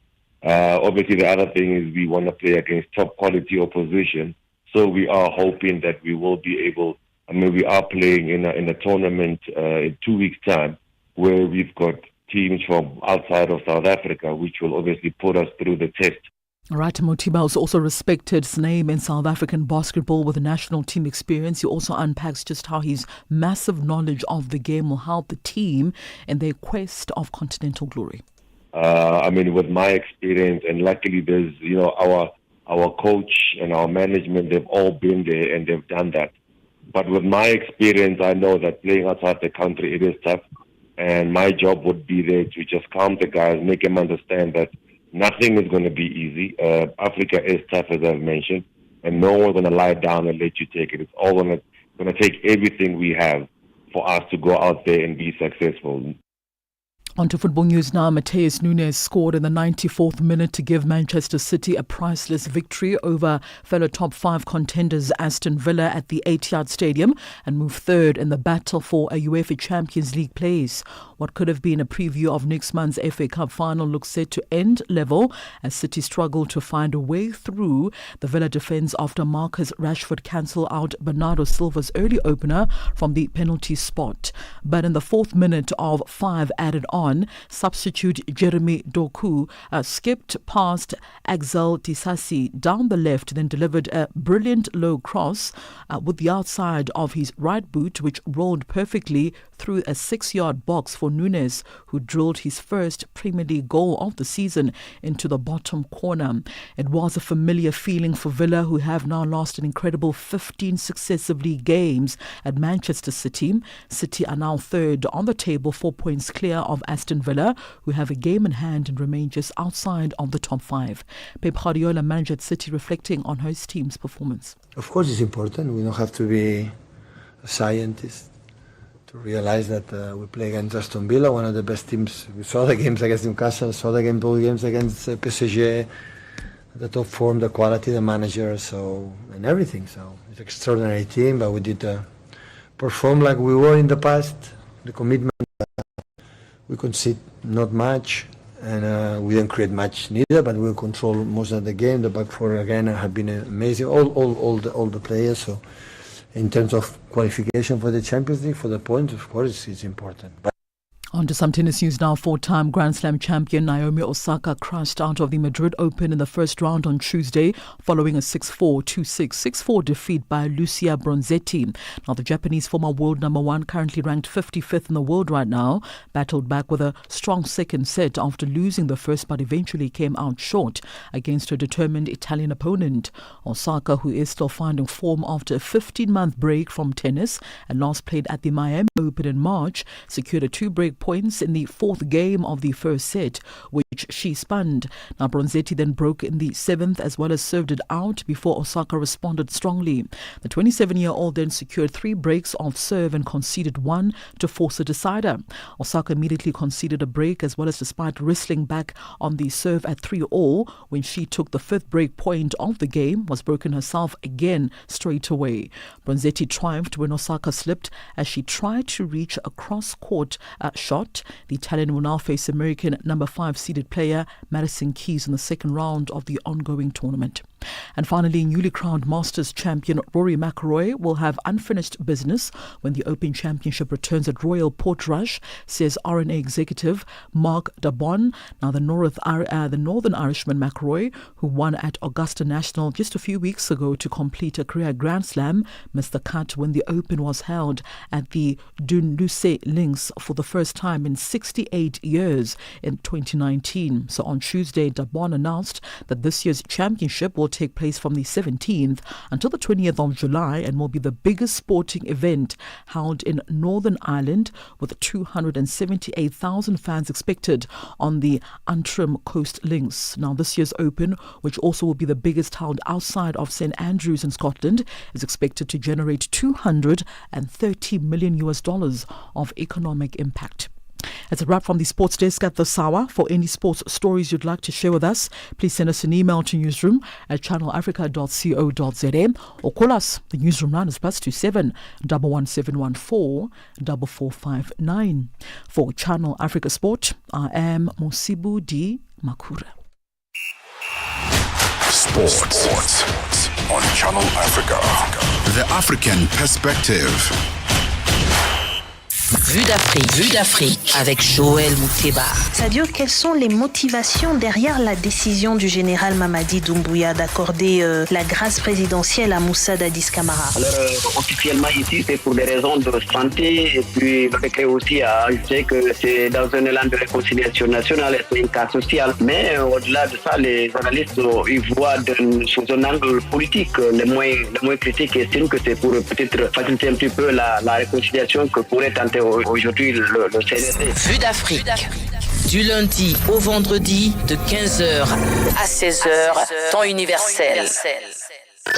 Wake up, Africa. Peter Ndoro and Asanda Beda are here to help you rise and shine. Weekdays, 6 till 9 a.m. Central African Time. Only on Channel Africa. It's time now to find out what's happening in the world of business and economics. Here is Eva Chipa. Business news on Channel Africa. The African perspective.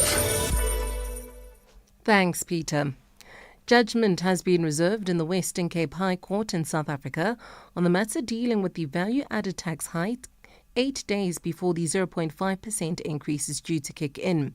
The court made an undertaking yesterday that it will return to the affected parties by next week Tuesday. The Democratic Alliance and the Economic Freedom Fighters took their battle against the VAT rise to court, saying Parliament erred in its decision to adopt the Fiscal Framework Report, which paves the way for the increase. Both parties argued that the increase will have a dire impact on already struggling consumers in South Africa. The DA's legal representative, Advocate Michael Bishop, argued that proper processes were not followed. Our case is that Parliament followed an unlawful process and did not take a lawful decision about the fiscal framework and therefore about the VAT increase. So we said we didn't lose in Parliament. That's why we're here. The Johannesburg Stock Exchange in South Africa says about 56,000 people have come forward to check whether they have unclaimed dividends. According to the JSE, about 506,000 shareholders have been recognized as having unclaimed dividends. The number of claimants is expected to rise over the 3-year duration of the project to match shareholders to their dividends. Director of Marketing and Corporate Affairs at the JSE, Vuyo Lee, explains.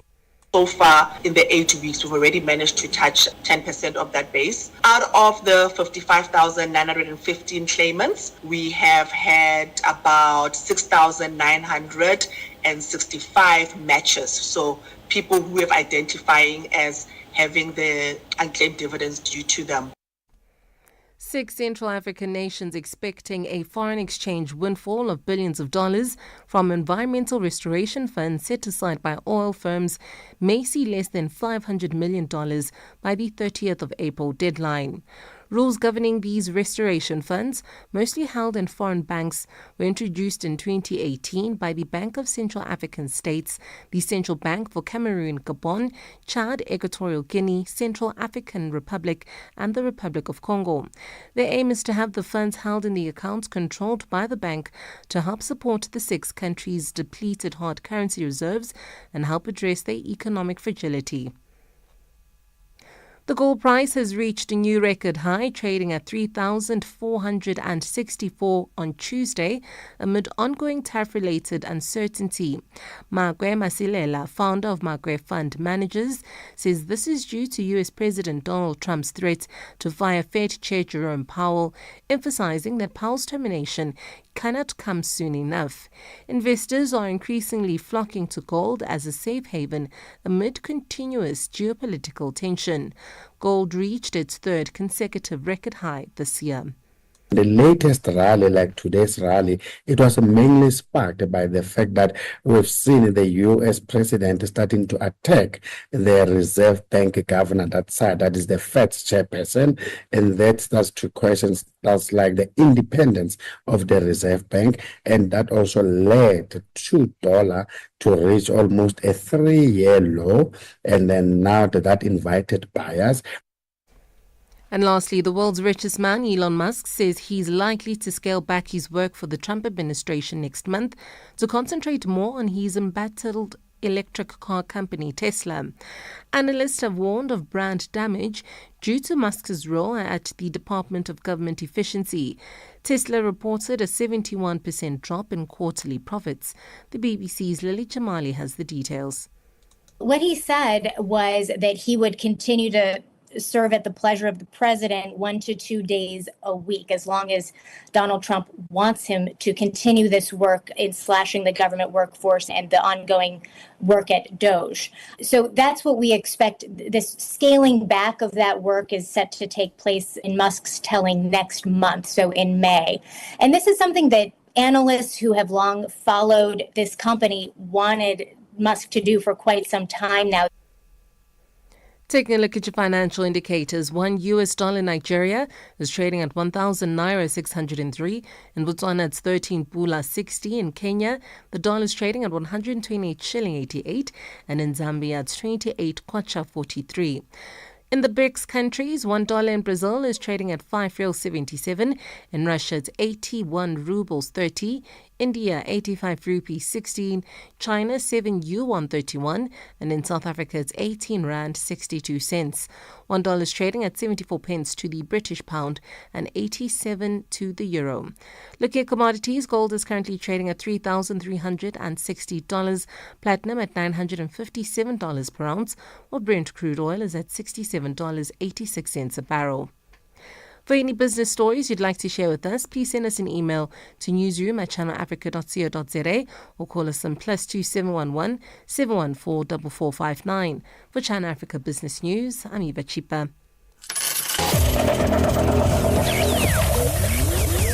Business News on Channel Africa. The African Perspective. Start your day informed, inspired, and entertained. Asanda and Peter bring you Rise and Shine. Weekdays, 6 till 9 a.m. Central African Time. Did you know that you can find us on social media as much as we are broadcasting live today on YouTube, on X and Instagram? You can also get in touch with us in terms of what you've heard on the show. Questions you might have, comments you might have, we welcome them. At Channel Africa 1 across the platforms of Instagram, X, TikTok, and then on Facebook, it's Channel Africa. Now, the Cape High Court in South Africa heard on Tuesday that the country's Minister of Finance, Enoch Godongwana, misled Parliament when he created an impression that the decision to increase value-added tax, or VAT, could be changed after Parliament voted. This as two political parties are asking the court to intervene and set aside Parliament's decision to increase VAT by 0.5% in a week and another for 0.5% in April of 2026. Dimakatso Leshoro has the details. Counsel for the Economic Freedom Fighters, Thembeka Ncukaitobi, says the minister and parliament deceived the public when agreeing to alter the fiscal framework after it was voted to in March.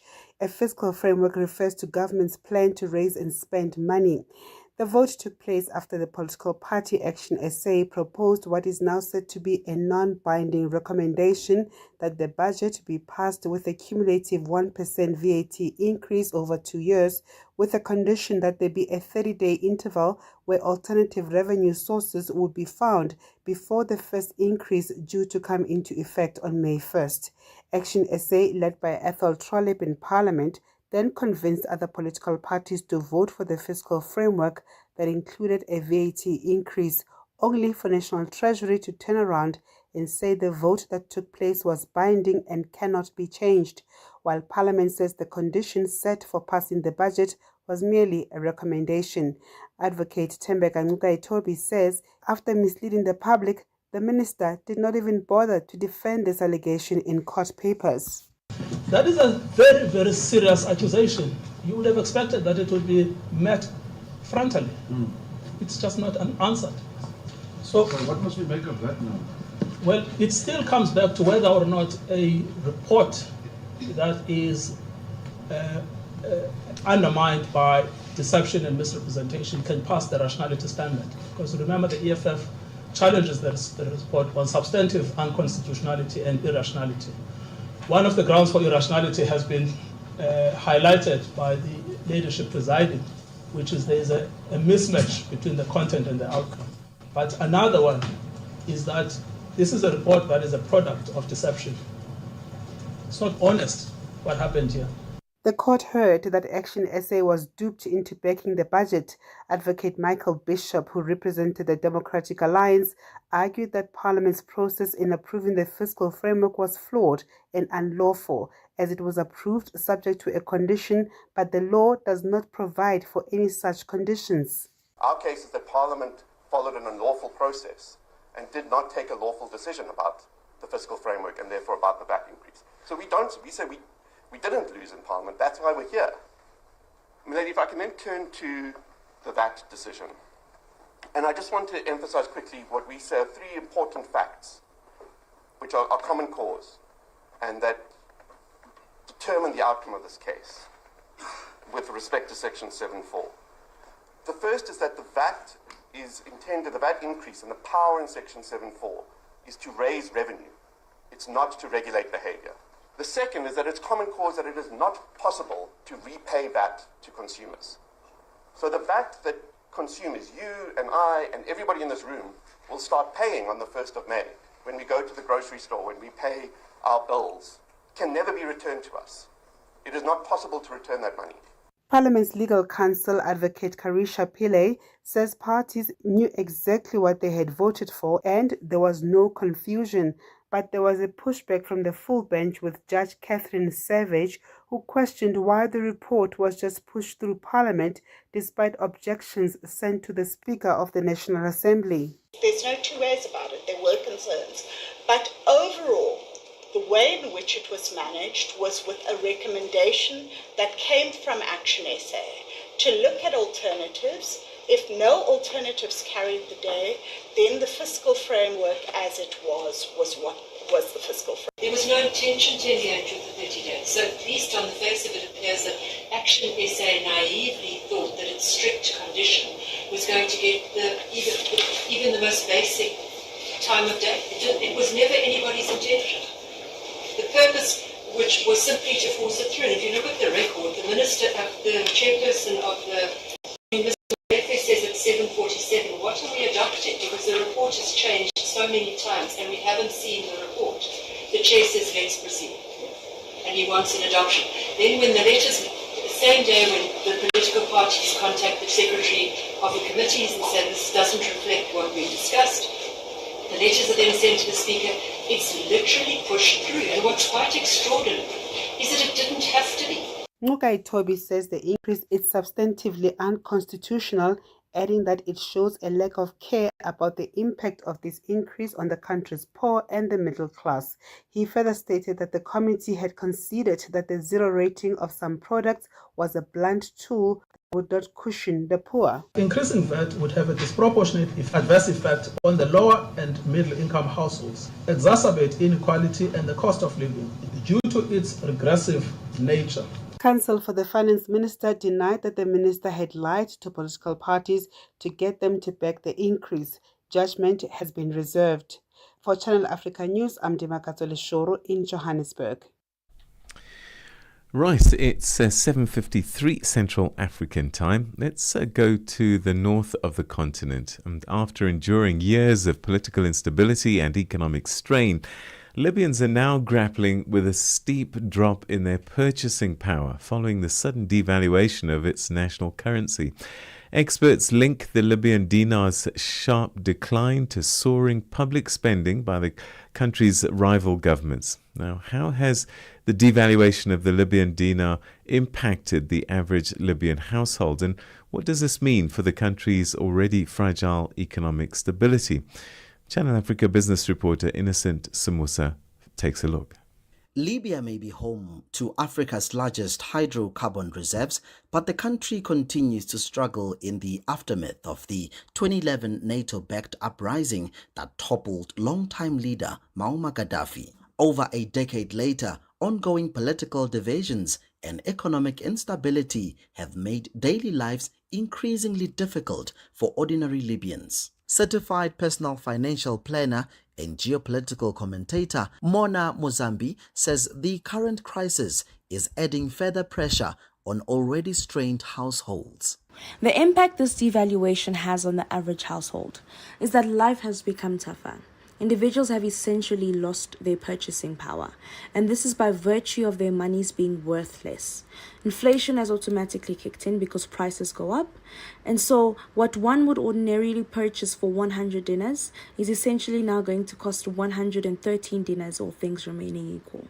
Despite the challenges, Mozambique believes the crisis could also open up new opportunities for economic reform and local development. On the upside of this devaluation, though, this means that debt, which is spiraling, has become cheaper and hopefully easier to manage. Exports, on the other hand, such as their vast oil reserves, become attractive, whilst imports become less attractive as they are more expensive. And what this results in is higher activity within the borders and hopefully an inflow of revenue from increased sales in oil that could lead to a boost in the economy if done well. Though this may not necessarily be the case for Libya, seeing as they heavily rely on imports for food, medical supplies, as well as consumer goods due to a lack of robust industrial and agricultural sector. What is apparent is the element of uncertainty that will threaten their economic growth. But is there any realistic path towards unified economic governance? So it is of paramount importance at this stage to consider what structural reforms as well as international support mechanisms are necessary to help stabilize the country's currency as well as to rebuild the economy.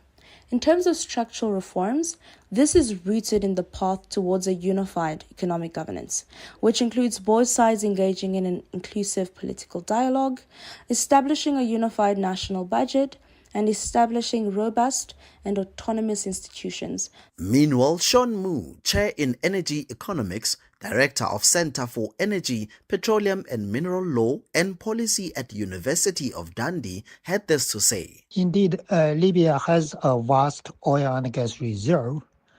Ideally, with the help of international community, Libya could have one united government and stabilizing the political environment. I'm thinking perhaps a Iraq model where the Kurdistan becomes a semi-autonomous region with the Republic of Iraq, a regime similar to that could work. The reason I'm saying this is because we know oil and gas requires large investment. Without a safe, secure, and stable political economic environment, investors won't come to invest. And only if you have a secure political environment and also a fiscal regime that is attractive to the investors. As Libyans continue to navigate the fallout of currency devaluation, the hope remains that with the right reforms and international cooperation, the country could begin charting a path towards lasting economic recovery and political stability. For Channel Africa News, I am Innocent Samosa in Johannesburg.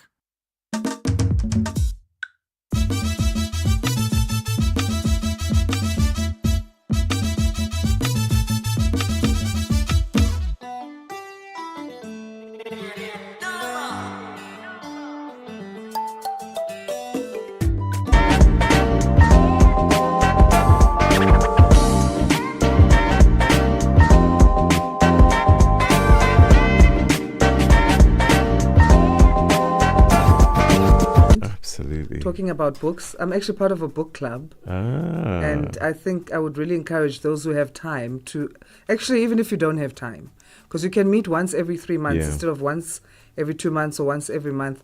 It really changes the way you see life to become a part of a group like that. Literature, books, and you can tell the difference between a child who reads books. All the other subjects become easier for some reason, so get kids reading more and adults reading more, actually. Yeah.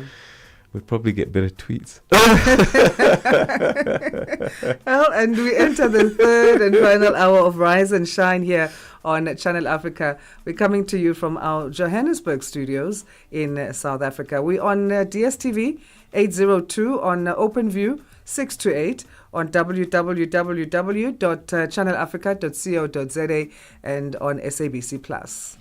Yes, indeed. And in this half hour, I'm going to be talking to somebody who has really contributed enormously to the world of humanitarian aid, disaster relief, Dr. Imtiaz Suleiman, and he's been awarded many times across the globe for his work. And we'll be chatting to him in our Wednesday profile. I look forward to that conversation coming up very shortly after the news with Onelen Sinsi and the sports headlines with Musibudi Makura.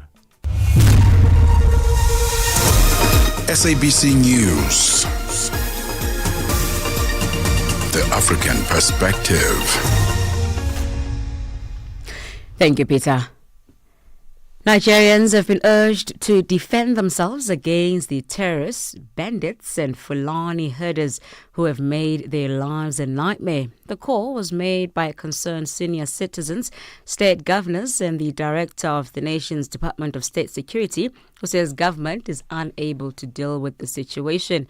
The insurgent group, believed to be of the Sahelian origin, have in the past month increased acts of violence against communities in north-central Nigeria.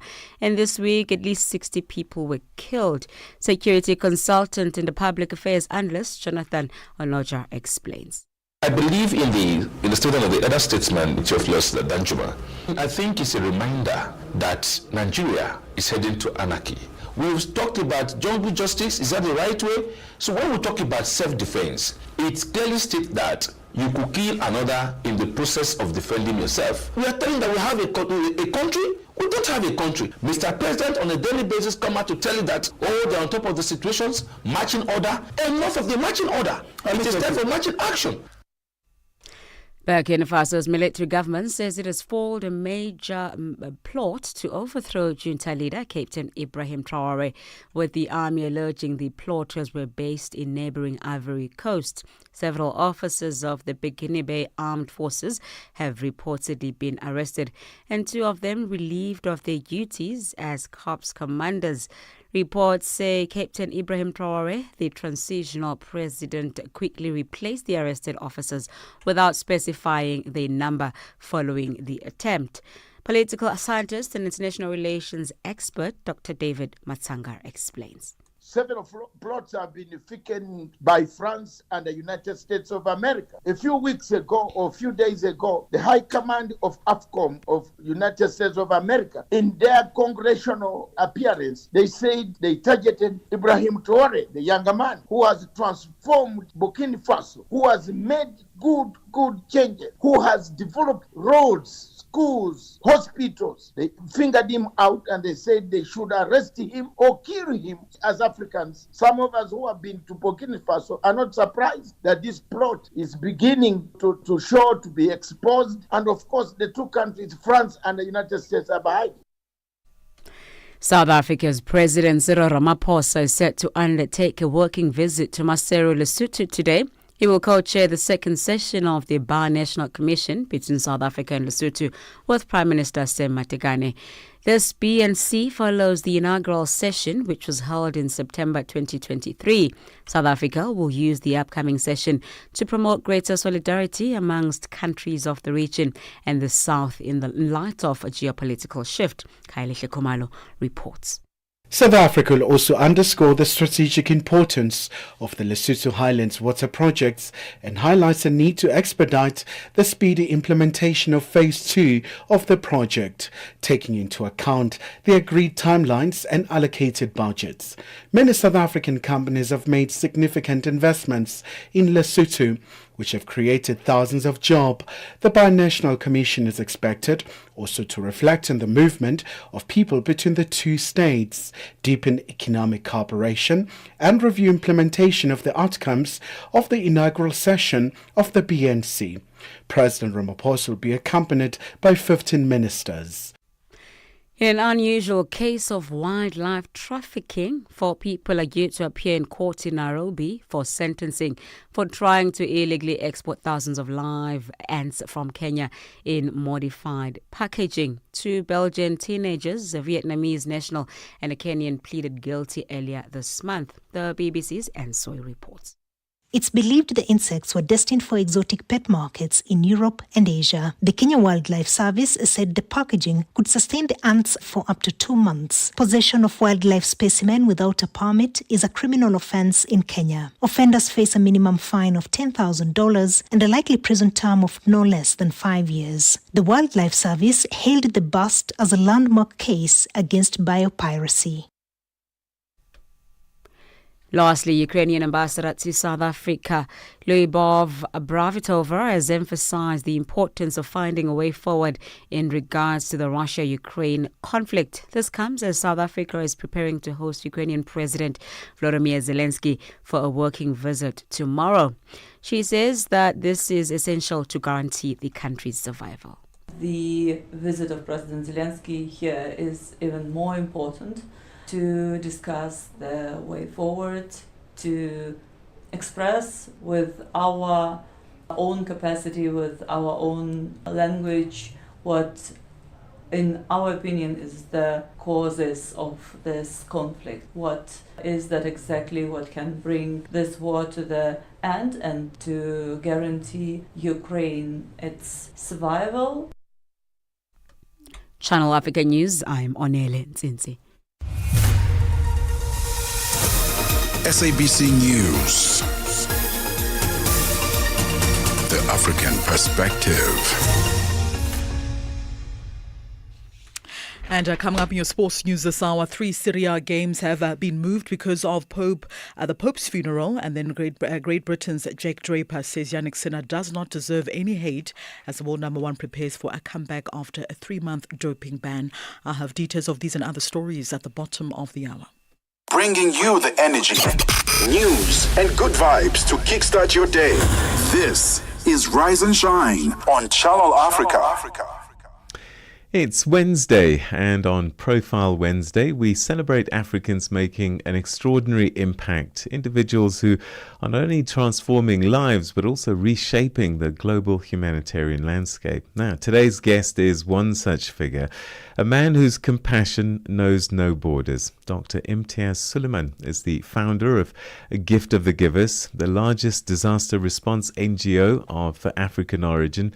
Trained as a medical doctor, he left a thriving career to dedicate his life to humanitarian work, reaching people in crisis zones from Syria to Gaza to Somalia, Turkey, Pakistan, and right here, of course, across the African continent.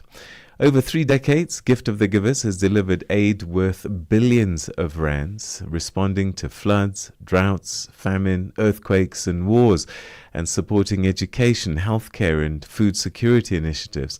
For his exceptional services, Dr. Sooliman has received numerous accolades, including the Order of the Baobab in Silver, one of South Africa's highest national honours. He joins us now to reflect on his life's mission, what drives him, and the future of humanitarian work in a deeply divided world.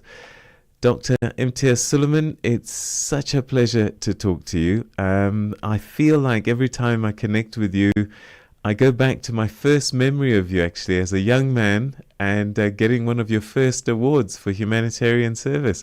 Good morning and welcome. Good morning, Peter and Asanda. Great to talk to you guys. You know, good. Yes, those are great memories from those days, and it's great to talk to you again, especially on talking to the continent. So take us back to the beginning, I guess, of your service to humanity, and that was choosing a career as a doctor. Was there anything in your childhood that kind of gave you, a direction to follow? Yes, it was my own doctor. The doctor, he passed on now. He became a professor in pediatrics in Devon years later.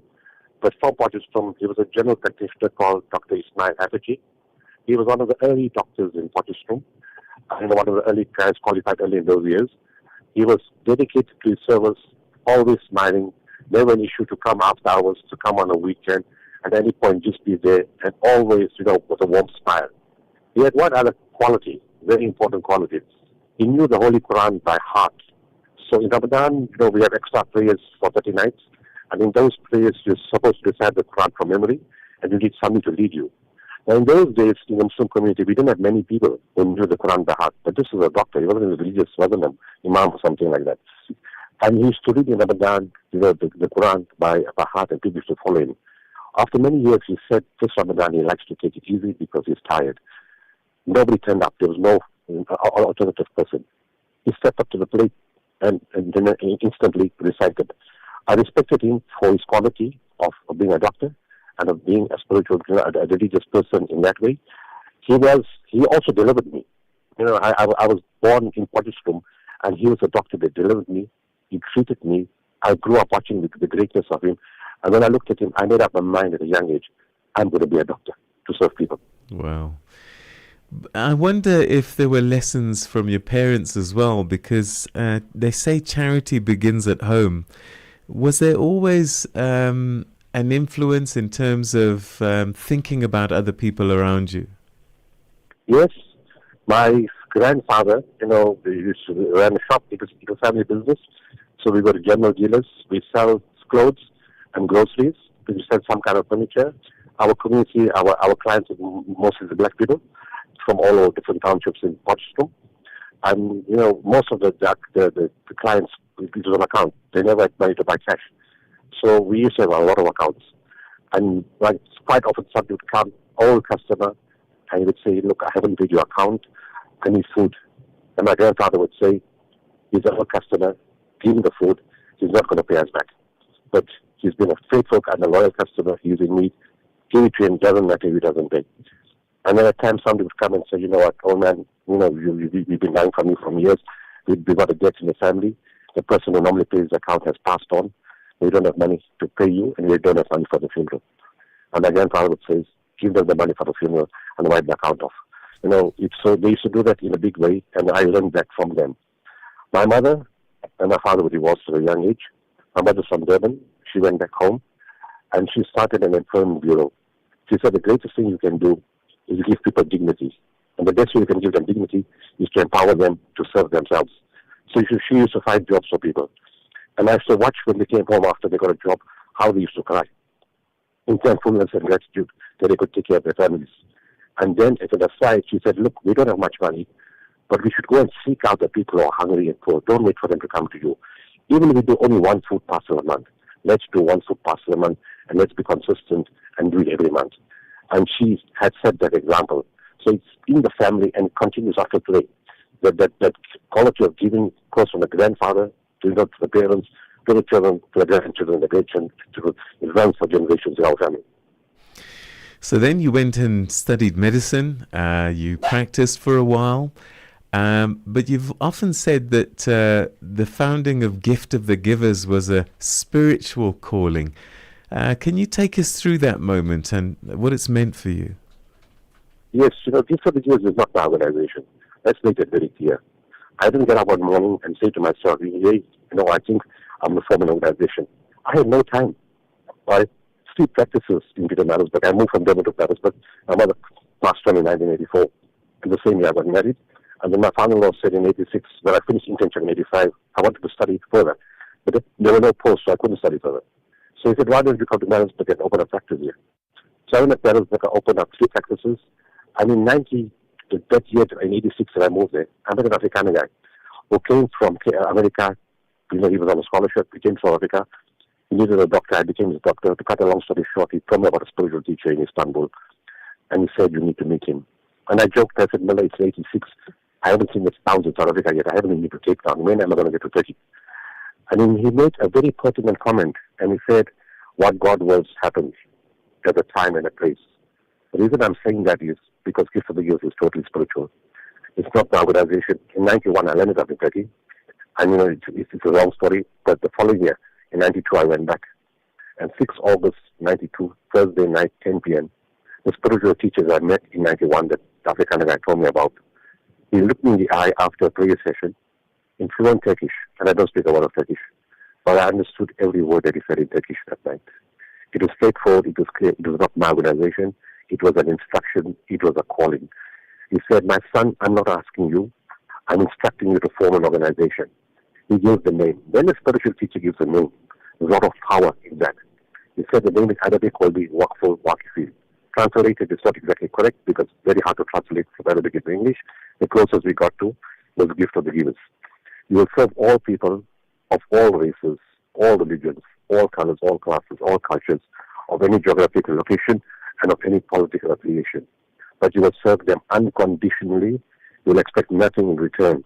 This is an instruction for you for the rest of your life. I was 30 years old. And then he said, serve people with love, kindness, compassion, and mercy. And remember the dignity of man is foremost. Feed the hungry, provide water to the thirsty, and clothe the naked. And remember that whatever you do is done through you and not by you. And that was it. And afterwards I asked him, what exactly am I supposed to do? He told me one line, you will know. And I said, know what? He said, you will know. And in 32 years, Peter, I know exactly what to do, what to touch, what not to touch, how to do and how not to do. We managed to take out a hostage from Al-Qaeda in 3 days. No ransom, no experience, no degrees, no training. We took Durrani Koki out from Al-Qaeda in 3 days. Nobody in the world has achieved that. And there's no training either. We just know exactly what to do. So when you say you will know and you know exactly what to do, it sounds like you have conversations with God. Well, it's almost akin to that because God, people call me this legend and hero and icon, all kinds of names. And the reality is that this is not humanly possible what I do. Whereas when you say the conversation God, there is no conversation, but everything is laid out in front of you. If something would happen, let me give you a classical example. If people won't understand it this way, let me give it to you in clear terms. So November 2022, I get a call from my friend in Cape Town, and he says, would you like to meet the new general manager of Turkish Airlines? And I say, in my business, I need to know everybody. Logistics is critical what I do. And then I said, but I won't meet him now. I'll let the universe decide when I need to meet him. I left it, there was no notes, no information, nothing. I just left it like that. And then in February 1st, I'm getting on the plane from Durban to Cape Town. And as I walk up the steps, the thought comes to me that, call him now. So I call him. And I said, Nisar, there's a Turkish guy here. He said, I'll call you back now. He called me back in 2 minutes. He said, he's here. The moment we land, we meet at Sadai restaurant to the waterfront. He'll be there. I get to the restaurant, I greet him. Now this is where the spiritual part comes in. I tell him, Mohammed, his name is Mohammed Sona, I need an airline partner. In the event an earthquake hits a country, I need an airline partner that will speed up the logistics, that will put my search and rescue teams on, my dogs, my dog handlers, my medical teams, my search and rescue equipment, my medical equipment, tents, blankets, food and medicine, no red tape, no bureaucracy, no delay, and you don't lose any of my stuff. He said, done. 5 days later, 4:10 a.m., 6 February, Monday morning, the earthquake hits his country. What's the chance of that being a coincidence? 15 million people affected. Within 24 hours, my teams are on the plane. Within 48 hours, the dogs are on the plane. 172 countries respond, with close to 300 teams. We're one of the first teams in the world that respond. We get sent to Hatay. Only 12 teams get sent to Hatay. We are one of those 12 because that's the most devastated city, 99% right off the face of the earth. We're the only team in the world that had 5 dogs. Other teams wanted our dogs. On day 8, the dog says, go here. And on that day, in the building, a 90-year-old Turkish lady was found alive by our dogs. Everything is guided. The dog is guided. The teams are guided. The conversation is guided. Everything is put in front of you. You just get the credit for what is done for you. Wow. I mean, you do the work, you're on the face, and your troops are out doing the work across more than 45 countries. And I guess at the back of all of this, you've been able to touch the hearts of people who've been very generous to help fund these operations. Yes, but that again is another spiritual gift. As a rule, we don't have fundraisers. We don't have anybody in the organization that collects money. The spiritual teacher said, you will never look for money. People will come to you from all over the world. And we haven't asked anybody for money from all over the world, But sometimes when it's an international disaster, people don't know what they are. They see the name somewhere in maybe some media outlet, they go to our website, and you get some small money, for that. But by far and large, 99% of the funding has always been from South Africa. For South Africa, for Africa, and for the rest of the world. It changed to some extent during COVID. There's some funding started coming from overseas companies. And in recent years, for infrastructure that with South African companies who have bases in other parts of the world, like the parent companies are starting to look at us differently and are starting to get funding, not in a big way, but a decent amount, from international companies. But we've never put our hand out to any company in the country or outside. It comes on its own. And to be fair, South Africans, ordinary people, it's not only corporate companies, it's pensioners, it's kids in schools. Let me give you another example. When we had the famine in Somalia in 2011, Orange Farm is a poor place. The children there go to school, don't have shoes, they don't have a jersey, they don't have a lunchbox, and they themselves are in need. The kids in one of those schools raised 40,000 rand to give to the people of Somalia. And the blessings come. This is the country where the youth spirit of Ubuntu. We know our past, we know what we've been through, and we learn the lessons from that past. The only thing the politicians have forgotten the way, they've forgotten the lessons of the past. They need to come back to where we came from and know it's about giving, not about taking. We need to change ethics of our society, especially the politicians. And even the corporate companies. People want to take and not give. But by far and large, the large percentage of the people in this country are giving, and the those that are battling are the ones ready to give the most. I just wonder, as someone who's seen so much suffering, so much challenging situations, whether it's drugs on the streets of Cape Town, earthquakes, you have had over time the ability to see humanity in its totality. What do you think we can do as a humanity to do better for mankind? We need to go back to values and faith. There's only two things that will change the world, nothing else. Hope and positivity comes from two qualities only, faith and spirituality. If I say faith, it will exclude a lot of people because they'll say we don't follow any religion, we don't follow any book, we don't follow any God. Fine, you exclude it. But spirituality is inborn. It's your tendency, your innate nature to do good. If you don't have that, you've got a problem. Yes, we have a couple of people like that around the world who don't have that. But by far and large, when you go to a disaster area, a lot of the people that you meet are the spiritual people. They tell you, I don't follow any book. I don't know about religion. I don't know about God. But all I know is that I need to do good. People like that eventually find God. It's not a prerequisite, but it happens. So if we go back to that, and we need to go back to ECD, to the Sunday school, to the madrasas, and where the priests, the parent, the teachers come back to bring those values in. But you can't teach those values to the kids if you yourself don't live those values. So you have to learn those values, practice them, implement them in your work, in your company, in your church, in your mosque, in your temple, in your synagogue, and teach the children ECD. And we need to go back to all this. I told you I'm from Potchefstroom. In my hometown, we had community parenting. If anybody was out of line, somebody would call the parent and say, your daughter did this, or your son did that.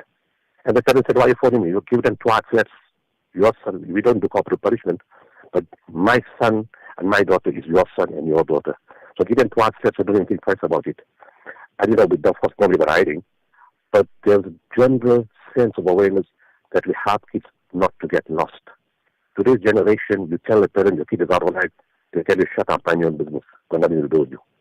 The ego has overtaken the human persona, and the ego and greed and power is going to destroy society unless we go back to these basic values of spirituality, morality, ethics, and values of love, kindness, compassion, and mercy. And it's not impossible to do that. It must be, on the one hand, one can understand earthquakes and natural disasters, flooding, that kind of thing, because these things are what nature does. It must be difficult for someone like you to have to go to war zones where these are all man-made disasters, whether it's Gaza, whether it's Sudan. Take me through how, because I've heard you now more and more become vocal, and some might even say political, in some of these man-made disasters. People keep misunderstanding. It can never be political. You see, politics is when you interfere in the internal functioning of a country. Are we interfering with political parties, in this case Gaza or Israel? No, we're not. I'm a blunt guy, so let's say it like it is. Are we interfering in the internal politics of Israel? No, we're not. What we are commenting on is the state of human suffering. Our comment is humanitarian. And when people die, it doesn't matter to me whether it's a Muslim country, a non-Muslim country, any country. Because religion is very clear. We speak out for mankind. We stand out for truth and justice on any human being, any race. That's right, apartheid, we spoke out because we stand out for any place or any country. We never get involved in the politics, but we will always get involved if human beings are suffering. We stand out and speak out against that. So yes, what I mentioned earlier is people who become aberrant, who've lost their way, ego, arrogance, greed, power. Religious people don't behave like that. You see, the religion has always taught peace and personal and calm. It's people who leave religion that behave like that. And that's the problem. Mullah came, he was in America, the African guy. And he said he met the spiritual teacher there. He was standing in the street and he saw this man looking at him. And he didn't know who the man was. And his heart told him, follow the man. The man walked into St. John the Divine. It's a huge church in New York, which I visited on my way to the Haiti earthquake. And he said when he walked in, he got a shock. The man he followed was a Muslim, a Turk, a Sufi, a master of spirituality. He said I got a bigger shock that this Muslim man made a zikr. A zikr is an Islamic practice of Sufism where you used to celebrate God's names in Arabic. So where in Arabic you would say what's the other scriptures? God the one and only, kind, compassionate, merciful, eternal, absolute, cherisher, nourisher, sustainer. So you chant those words in Arabic. He said the third shock was that people of other religions and non-religion were in the church. There were Jews, Christians of different denominations, Hindus and other Muslims, and they all participated in the zikr. So what does it tell you? That the Christian elders of the church had no issue with the Muslim Sufi making a zikr in their place of practice, because they understood that mankind is one nation, that religion is one, that God is one, and that we're all united. Religion is not the cause of conflict. It's people who move away from religion that make the conflict. This next question is probably exceptionally difficult because it's something that you've been at for over 3 decades. Is there an enduring memory of something that you've seen, an experience that you've either been moved to tears or have felt a joyful tear because you've been able to help, that's really represented the work that you do for you? It's both. There's no say. I'm a very unemotional guy. That's tears are not something part of my life. I've learned emotional distancing from day one. So I have a silly type of guy that I can't do my job. But there's 2 things that I've learned. Man's inhumanity to man. If you can't believe that this is part of the human race. How men are cruel to each other in Bosnia. They gouged out the eyes of children. They made people disabled. They raped 50,000 women to make sure there is a burden on society on the one side. And on the other side, you got people who were so grateful for whatever little bit they received. And every country we went to, I felt great as a South African. They said, you guys come from Africa. Africa is a swear word. When you go anywhere to northern countries or other countries and you meet people from the north, oh, you're from Africa, what did you come to fetch? You guys with your begging bowl, backward nations, can't do anything, corrupt, HIV, TB, AIDS, useless lot. They tell you straight with no shape. And and we prove to them, but we've got something that you guys will never have. It's called spirituality, the Ubuntu. So we go to the countries, and after 48 hours, the nurses come to us, and they tell us, why are you different? So we ask in which way? Because we like mixed people here, a white, a black, a Muslim, a colored, Indian, mixed. No, not that. We know you're from South Africa. We're all mixed people living there. And then what about just our medical skills? No, you guys are top class. We're not even talking about that. Then what's different? your guys' attitude. We've never seen people that are so loving, so caring, that hold our children, that wipe their nose, that hug us, that listen to us, that touch us. You know, other teams come here, they stand far from us. They look at us like we're leprosy. We're already broken. Our minds are damaged. We are traumatized.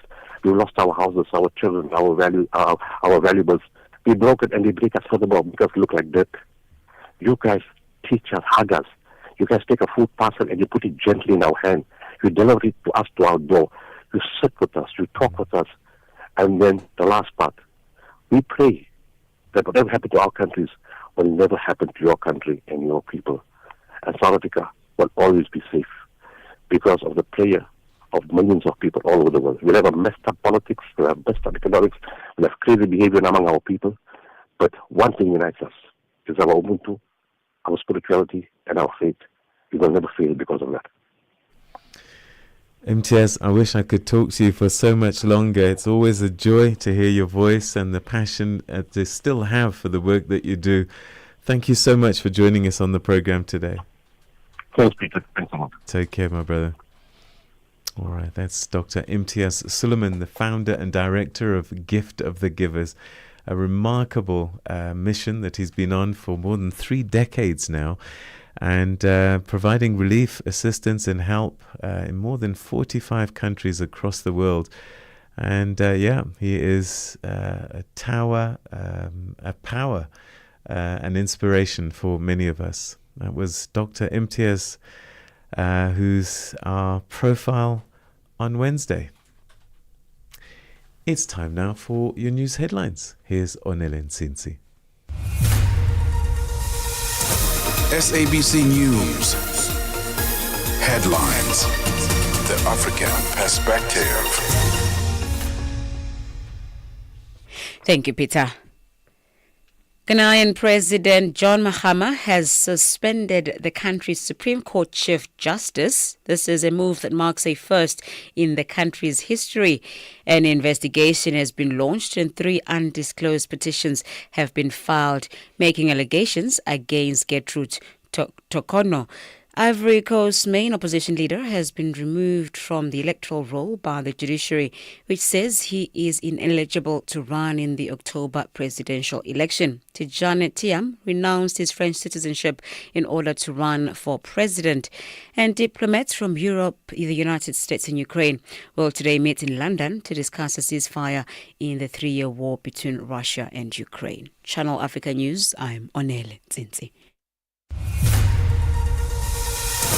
SABC News. Headlines. The African Perspective. Right, it's time to find out what's happening in the world of sport. Here's Musibudi Makura. Sports on Channel Africa. The African Perspective.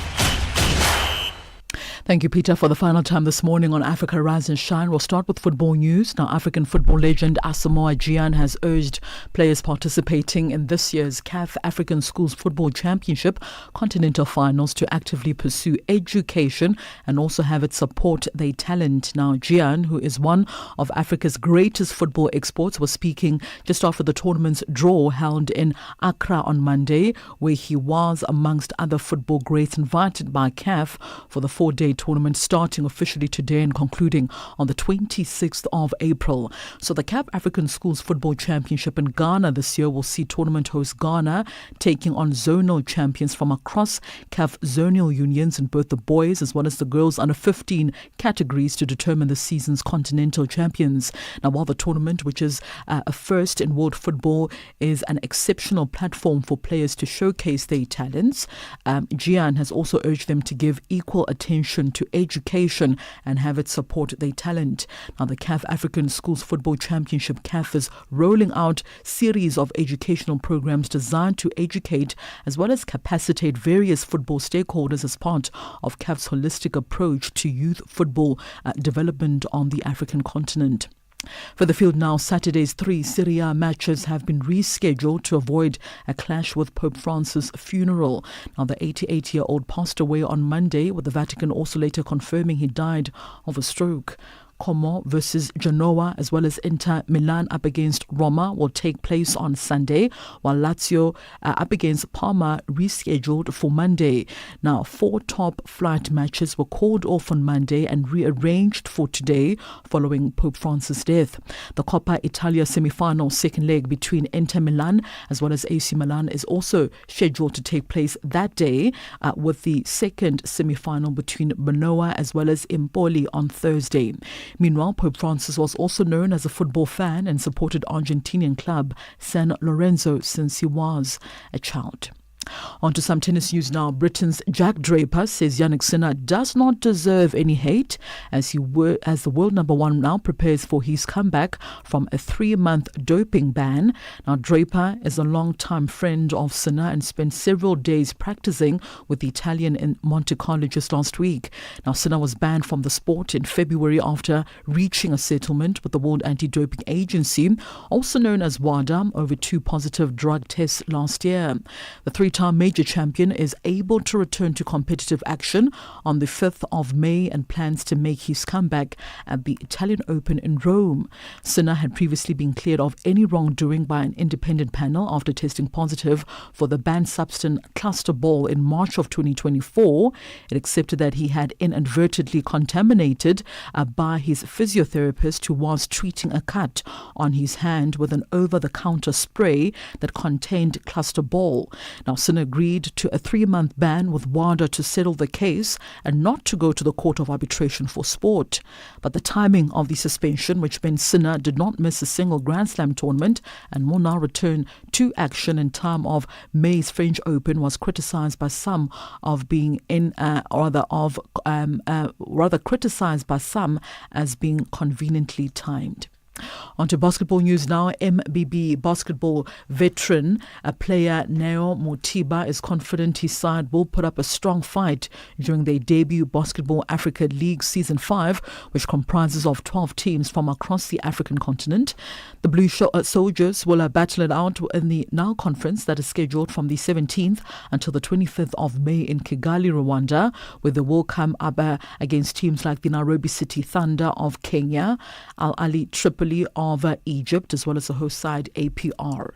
Speaking to Channel Africa Sport, Mutiba says they want to play top quality opposition as to prepare for the upcoming BAL. The one thing is the outstanding is for us to play as many games as we can together. And we're lucky that we are actually in season, so we look at about 14 to 15 games before we get to Kigali.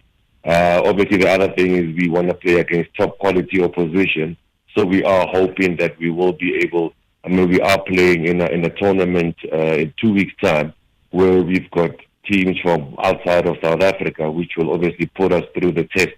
Now, Motiba is also a respected name in South African basketball with national team experience. He also unpacks just how massive this challenge will be for the team as they go in quest for continental glory. With my experience, and luckily there's, our coach and our management, they've all been there and they've done that. But with my experience, I know that playing outside the country, it is tough. And my job would be there to just calm the guys, make them understand that nothing is going to be easy. Africa is tough, as I've mentioned, and no one's going to lie down and let you take it. It's all going to take everything we have for us to go out there and be successful. And that's a wrap from the Sports Desk at the Sawa. More sporting updates coming up in the next hour with the On The Move team. For any sports stories you'd like to share with us, simply send us an email to newsroom@channelafrica.co.za or give us a call. The newsroom line is +27 11714 4459. For Channel Africa Sport, I am Musibu Di Makura. Sports on Channel Africa. The African Perspective. My name is Neto, N-E-T-O Chamani. Osiatiko, Nengezimo, Mkhanju, Phandle kunjani moyani. Voko tendele. Africa at Play, Asteleli Siashaya. Africa's velvet voice is in the house. Africa at Play is a place to be, where we speak all things sport and music, from the African continent to the rest of the world. We speak to your bundles of joy in sport, 12-year-olds and below, teenagers in sport. And we speak to elite athletes, administrators, coaches, and all the behind-the-scenes stakeholders of sport and music. Africa at Play, asideleli siyashaya. Oh yeah, oh yeah, oh yeah. Bringing you the energy, news, and good vibes to kickstart your day. This is Rise and Shine on Channel Africa. At 39 minutes past 8 Central African time, let's hear more on the judgment reserved on the South African VAT increase issue. Here's Eva Chipa with your business news. Business news on Channel Africa. The African perspective. Thanks, Asanda. Indeed, judgment has been reserved in the Western Cape High Court in South Africa on the matter dealing with the value-added tax hike 8 days before the 0.5% increase is due to kick in. The court made an undertaking yesterday that it will return to the affected parties by next week, Tuesday. The Democratic Alliance and the Economic Freedom Fighters took their battle against the VAT hike to court, saying Parliament erred in its decision to adopt the Fiscal Framework Report, which paves the way for the increase. Both parties argued that the increase will have a dire impact on already struggling consumers within South Africa. The DA's legal representative, Advocate Michael Bishop, argued that proper processes were not followed. Our case is that Parliament followed an unlawful process and did not take a lawful decision about the fiscal framework and therefore about the VAT increase. So we didn't lose in Parliament. That's why we're here. In a bid to promote a culture of entrepreneurship in South Africa, a free 5-week online challenge has been launched for youth aged 9 to 16 years old. Economist Davi Rutt and Durban musician Majozi will host the Entrepreneurship Challenge through the COA Academy. The children from around the country are being encouraged to take part in the challenge, with registration closing on the 1st of May. COA Academy Principal Mark Anderson says it will help equip young learners with skills needed to create and sustain successful businesses. One of the things we're very aware of in traditional education is that a lot of students feel a real disconnect between what they see in the textbook and what they see in the real world around them. The Entrepreneurship Challenge is designed in a way that's not just teaching important information and knowledge, but actually giving the students an opportunity to practice that in the real world and to exercise those skills and then reflect on them. And that helps our students to move past a fear of failure and to actually learn to see this as a growing opportunity. South African lender Capitec Bank has reported a 30% rise in annual profit as net interest income grew by double digits. Capitec, one of the fastest growing South African banks targeting lower income earners, said that headline earnings, a key metric in South Africa for the year ending February 28, rose to just over $738 million. Oil prices rose today, extending the prior day's gains as investors weighed a fresh round of U.S. sanctions on Iran, a drop in U.S. crude stocks, and a softer tone from President Donald Trump towards the Federal Reserve. Brent crude futures climbed 55 cents or to $67.99 a barrel, while U.S. West Texas Intermediate crude was up by 54 cents at $64.21 a barrel. Market analysts say both the benchmark prices this morning were also backed by a hope of positive turnouts between the US and China over import tariffs. Yesterday, Trump backed off from the notion of firing Fed Chair Jerome Powell after days of intensifying criticism for not cutting interest rates. Trump also signaled the possibility of lower tariffs on Chinese imports. And lastly, staying with Trump, he told reporters that a trade deal with China would result in a substantially lower tariff, but it won't be zero. China currently faces tariffs of up to 145% on many products. The president's comments follow a White House statement that good progress is being made towards a deal with China. Trump also said that he would be nice in negotiations with Beijing. They're going to do very well, and I think they're going to be happy, and I think we're going to live together very happily and ideally work together. So I think it's going to work out very well. But no, it's at 145%. There will not be anywhere near that number. Taking a look at your financial indicators, $1 in Nigeria is trading at 1,000 naira 603. In Botswana, it's 13 bula 60. In Kenya, the dollar is trading at 128 shilling 88. And in Zambia, it's 28 kwacha 43. To the BRICS countries, $1 in Brazil is trading at 5 real 77. In Russia, 81 rubles 30. India, 85 rupees 16. China, 7 yuan 31. South Africa, 18 rand 62 cents. $1 is trading at 74 pence to the British pound and 87 to the euro. Looking at commodities, gold is standing at $3,341, platinum at $959 per ounce, while Brent crude oil is at $68.03 a barrel. For any business stories you'd like to share with us, please send us an email to newsroom@channelafrica.co.za or call us on +2 711 714 4459. For Channel Africa Business News, I'm Eva Chipa.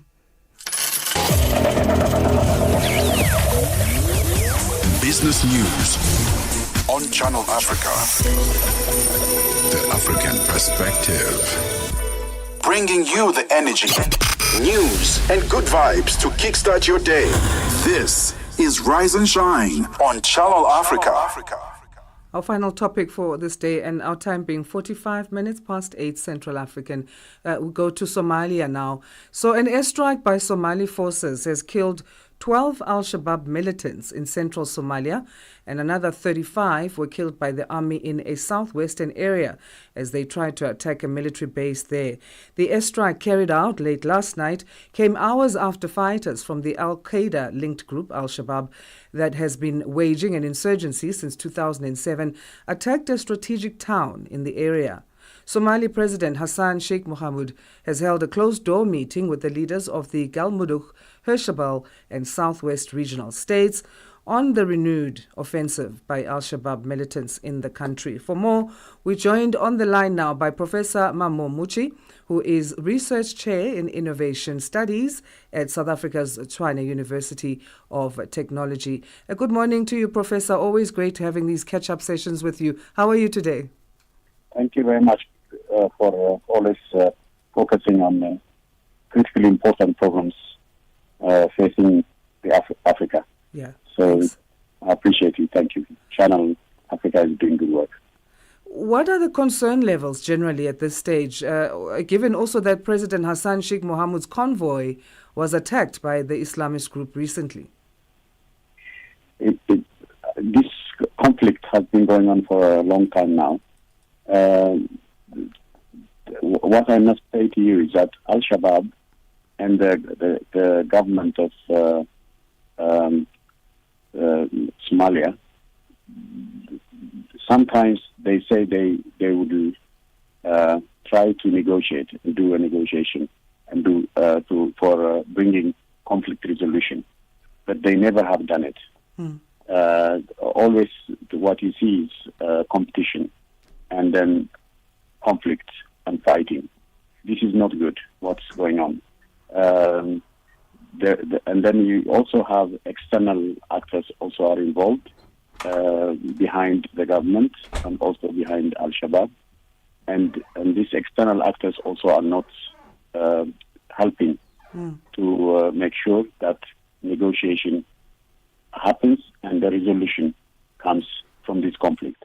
But the other important problem, I think, in this area is the extremism. You see, the Al-Shabaab, the Islamic extremism. You have a religion, Islam, Sunni and Shia. They divide themselves. They disagree, and they don't. And they go to fight rather than worship God or Allah in the way they should be doing. They are not doing it like that. It's not good. They should all understand by fighting in worshiping Allah, they are actually hurting Allah. If they are hurting all the citizens, all ordinary people, civilians, and who are suffering from this unnecessary conflict that's going on. And the other critical problem in Somalia is that there are two divisions. One, there's a Somaliland state, and then the Somali also republic also that was set up. So the two should by now have been also together. There is also the problem of you have British Somaliland, you have Italian Somaliland, you have French Somaliland, you see the different colonial powers also divided them. So some of them that who are from the British side, they feel they are more British than the French side or the the Italian side, and they also come into different conflicts. And this also is another division that they have not resolved. The other critical problem is, although they have one language, all speak the same language, they have clans, and the clans are also they are divided, and they also discriminate against each other. So the country is in a difficult situation. The entire area, that Horn of Africa area, is in a very complicated situation. I must tell you that the Italians divided Eritrea from Ethiopia, because Ethiopia resisted against them, and then but they took the Eritrea was split from Ethiopia, and then you have the Sudan is divided into two now. Kenya has also been controlled by the British, and Sudan also by the British. If you see, the entire area is all, you see, the colonial powers were there, and then and they influence it, and then you have also the local actors. Instead of aligning with each other, coming to negotiate with each other, and use even their own tradition, their own cultures, even use their values to make sure, the great values like Ubuntu. And we have a great value in Ethiopia, we call it... Let's go back, Professor, to this attack. I just want to touch on the figure that's been given. It's 12 of Al-Shabaab jihadists who've been killed from the targeted site used by militants, and that's according to a preliminary report. Can we expect this figure to change since it's a prelim report?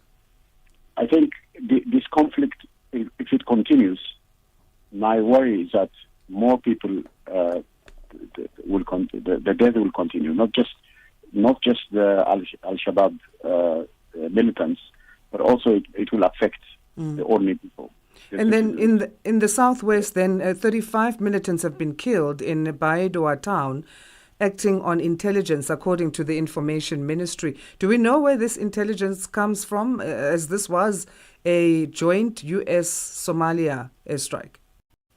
This is what also a lot of reports I read say that there's a military base, the American military base there, and there's the link between the government of Somalia and America is there.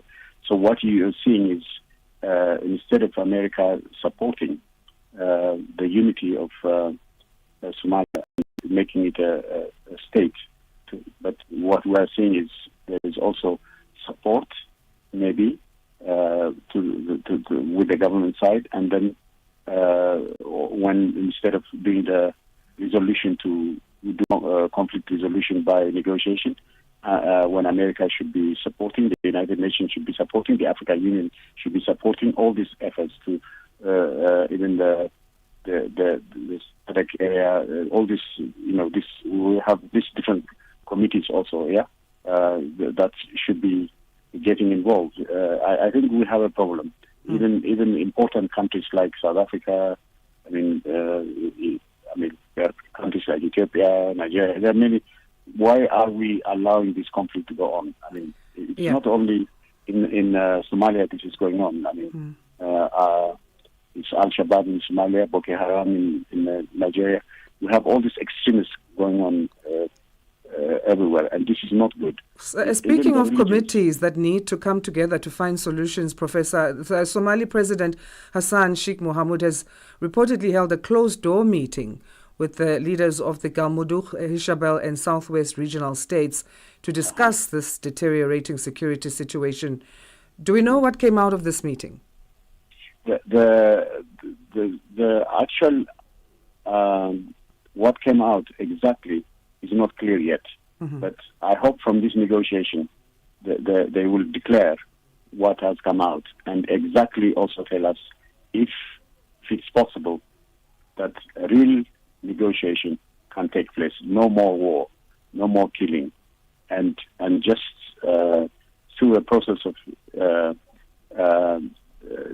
dialogue, by dialogue culture, by motivating everyone like that, all of them can come together and not just side each other, making different states. Why create so many states in one Somalia? The same people speaking the same language, all right, having the same religion. Most of them are Muslims. What's the problem? I don't understand why they are doing this. It's a very complicated situation. So I think the mindset has to change completely. It's not the politics is too unclear and too dirty, and they need to clean it up. You have leadership challenges. You have these external, internal relationships that are confusing very much, and then you have also actors fighting each other all the time. And who is suffering? Ordinary people, the civilians, also suffer from this unnecessary conflict that's going on. Earlier this month, Al-Shabaab launched an attack near Mogadishu airport, disrupting international flights. What has since happened there? And does it mean that Al-Shabaab still poses a risk to the capital, Mogadishu? I think Al-Shabaab, they must have actors everywhere in all parts of Somalia. I think they will act because they must have members, they must support them, and so they may do all kinds of things like you just said.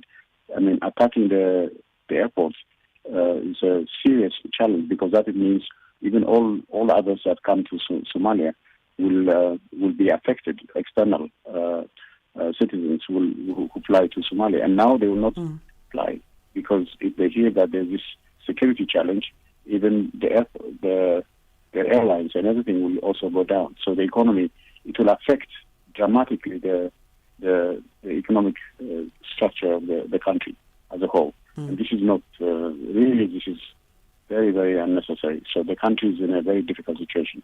And the entire area, that whole North Africa area, is in a conflict situation now. Or everywhere you see this conflict happening. If you go to Djibouti, there is still about 11 military bases of foreigners. And the population of Djibouti is not even 1 million. But you have the whole area is occupied by the French, others.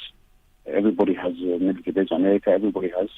And then you have also conflicts going on also in Ethiopia. You have, conflicts also between Eritrea and Ethiopia is also said. And then Somalia. I mean, that whole area should be, by now they should be united, not in this difficult circumstance. And talk about that unity. In other news, Azerbaijan's parliament has approved a new agreement to strengthen the defense efforts in collaboration with Somalia. Will this bilateral defense relationship make the needed impact in Somalia, in your view? The key point is, the defense structure that is created. If it can be strong enough to make sure that Al-Shabaab external, the warriors are also included in some way, then the security will come. But if it's just other forces coming, creating defense structures, this is not going to solve the problem. Well, let's leave it there for today, Professor. Thank you again for making time for us on Channel Africa. Thank you so much, too. Thank you very much. Thank you. Professor Mamu Muchi is a research chair in innovation studies at South Africa's Tshwane University of Technology, talking to us about airstrikes that have been carried out there in Somalia. More will develop in that story as it seems to be happening. I'm sure we'll bring you more tomorrow. Right now, though, On the Move is coming up next after Rise and Shine. Palesa Tao and Benjamin Mushatama will be driving that ship. Let's hear from Palesa in terms of what to expect. Good morning. Good morning, team. How are you guys? Good, thank you. How are you? Good, doing good, thank you. Well, today on The Move, in the first hour, we look at ritual killings, which seem to be on the rise all across the African continent. And children in particular have been targeted through these ritual killings. We're going to be finding out why. We'll be unpacking a study conducted in Ghana and Kenya on who's doing ritual killings and why. Doctoral researcher and lecturer Emmanuel Sapong Awusi will be talking to us about that in the first hour of the show. Then we speak on our Becoming feature. Today we look at perfectionism and why other people feel the need to be perfect. And will that goal ever be achieved? So we're looking at the perfectionist today and unpacking that in our second hour. Like I do. Are you OCD as well? You have no idea. Oh, no. Well, maybe you need to listen in the second hour, Peter. Get some therapy for yourself there. Wrapping it up with our health feature, Live Well. We'll be taking a look at dementia on the African continent. Yeah, and that's another misunderstood condition. Very sadly. misunderstood. Yeah. I think especially in the rural African settings. Yes, often associated with witchcraft. You know, what are these people doing, old people doing, walking around at night? If they get lost, they're like, yeah, she was in my yard doing funny things. Meanwhile, it's, a health condition. It's a serious health condition. So that's On the Move after the 9 o'clock news, which is right now. From me, Peter Ndoro, and me, Asanda, Beda. It's goodbye. Have for a now. great day, everyone. SABC News. The African Perspective. Looking at your top stories this hour, Ghanaian President John Mahama suspends the country's Supreme Court Chief Justice, and diplomats from Europe, the United States and Ukraine will meet in London today. The latest news, greetings to our listeners. Ghanaian President John Mahama has suspended the country's Supreme Court Chief Justice, a move that marks a first in the country's history. An investigation has been launched and 3 undisclosed petitions have been filed, making allegations against Gertrude Tokono, calling for her permanent removal. Elizabeth Mapari reports. Chief Justices in Ghana enjoy security of tenure, meaning they can only be removed from office on a few grounds, which include incompetence and misbehavior. The content of the petitions has not been made public and she's yet to comment, while Ghana's former Attorney General has claimed her suspension is an attempt to undermine the judiciary. Tokono is Ghana's 3rd female Chief Justice and was nominated in 2023 by former President Nana Akufo-Addo. According to news agency Reuters, Tokono survived a removal request earlier this year when former President Akufo-Addo said a petition to have her dismissed had several deficiencies. Meanwhile, the heads of state and government of the Economic Community of West African States gathered in Accra, Ghana yesterday to launch the 50th anniversary celebrations of the regional bloc. Established on the 28th of May 1975 in Lagos, Nigeria, ECOWAS is recognized as one of Africa's most effective regional economic communities. The Golden Jubilee launch marks the start of a year-long activities across all member states. Channel Africa correspondent Eric Egbekta explains. Ghana's new president, President John Mahama, appears to take a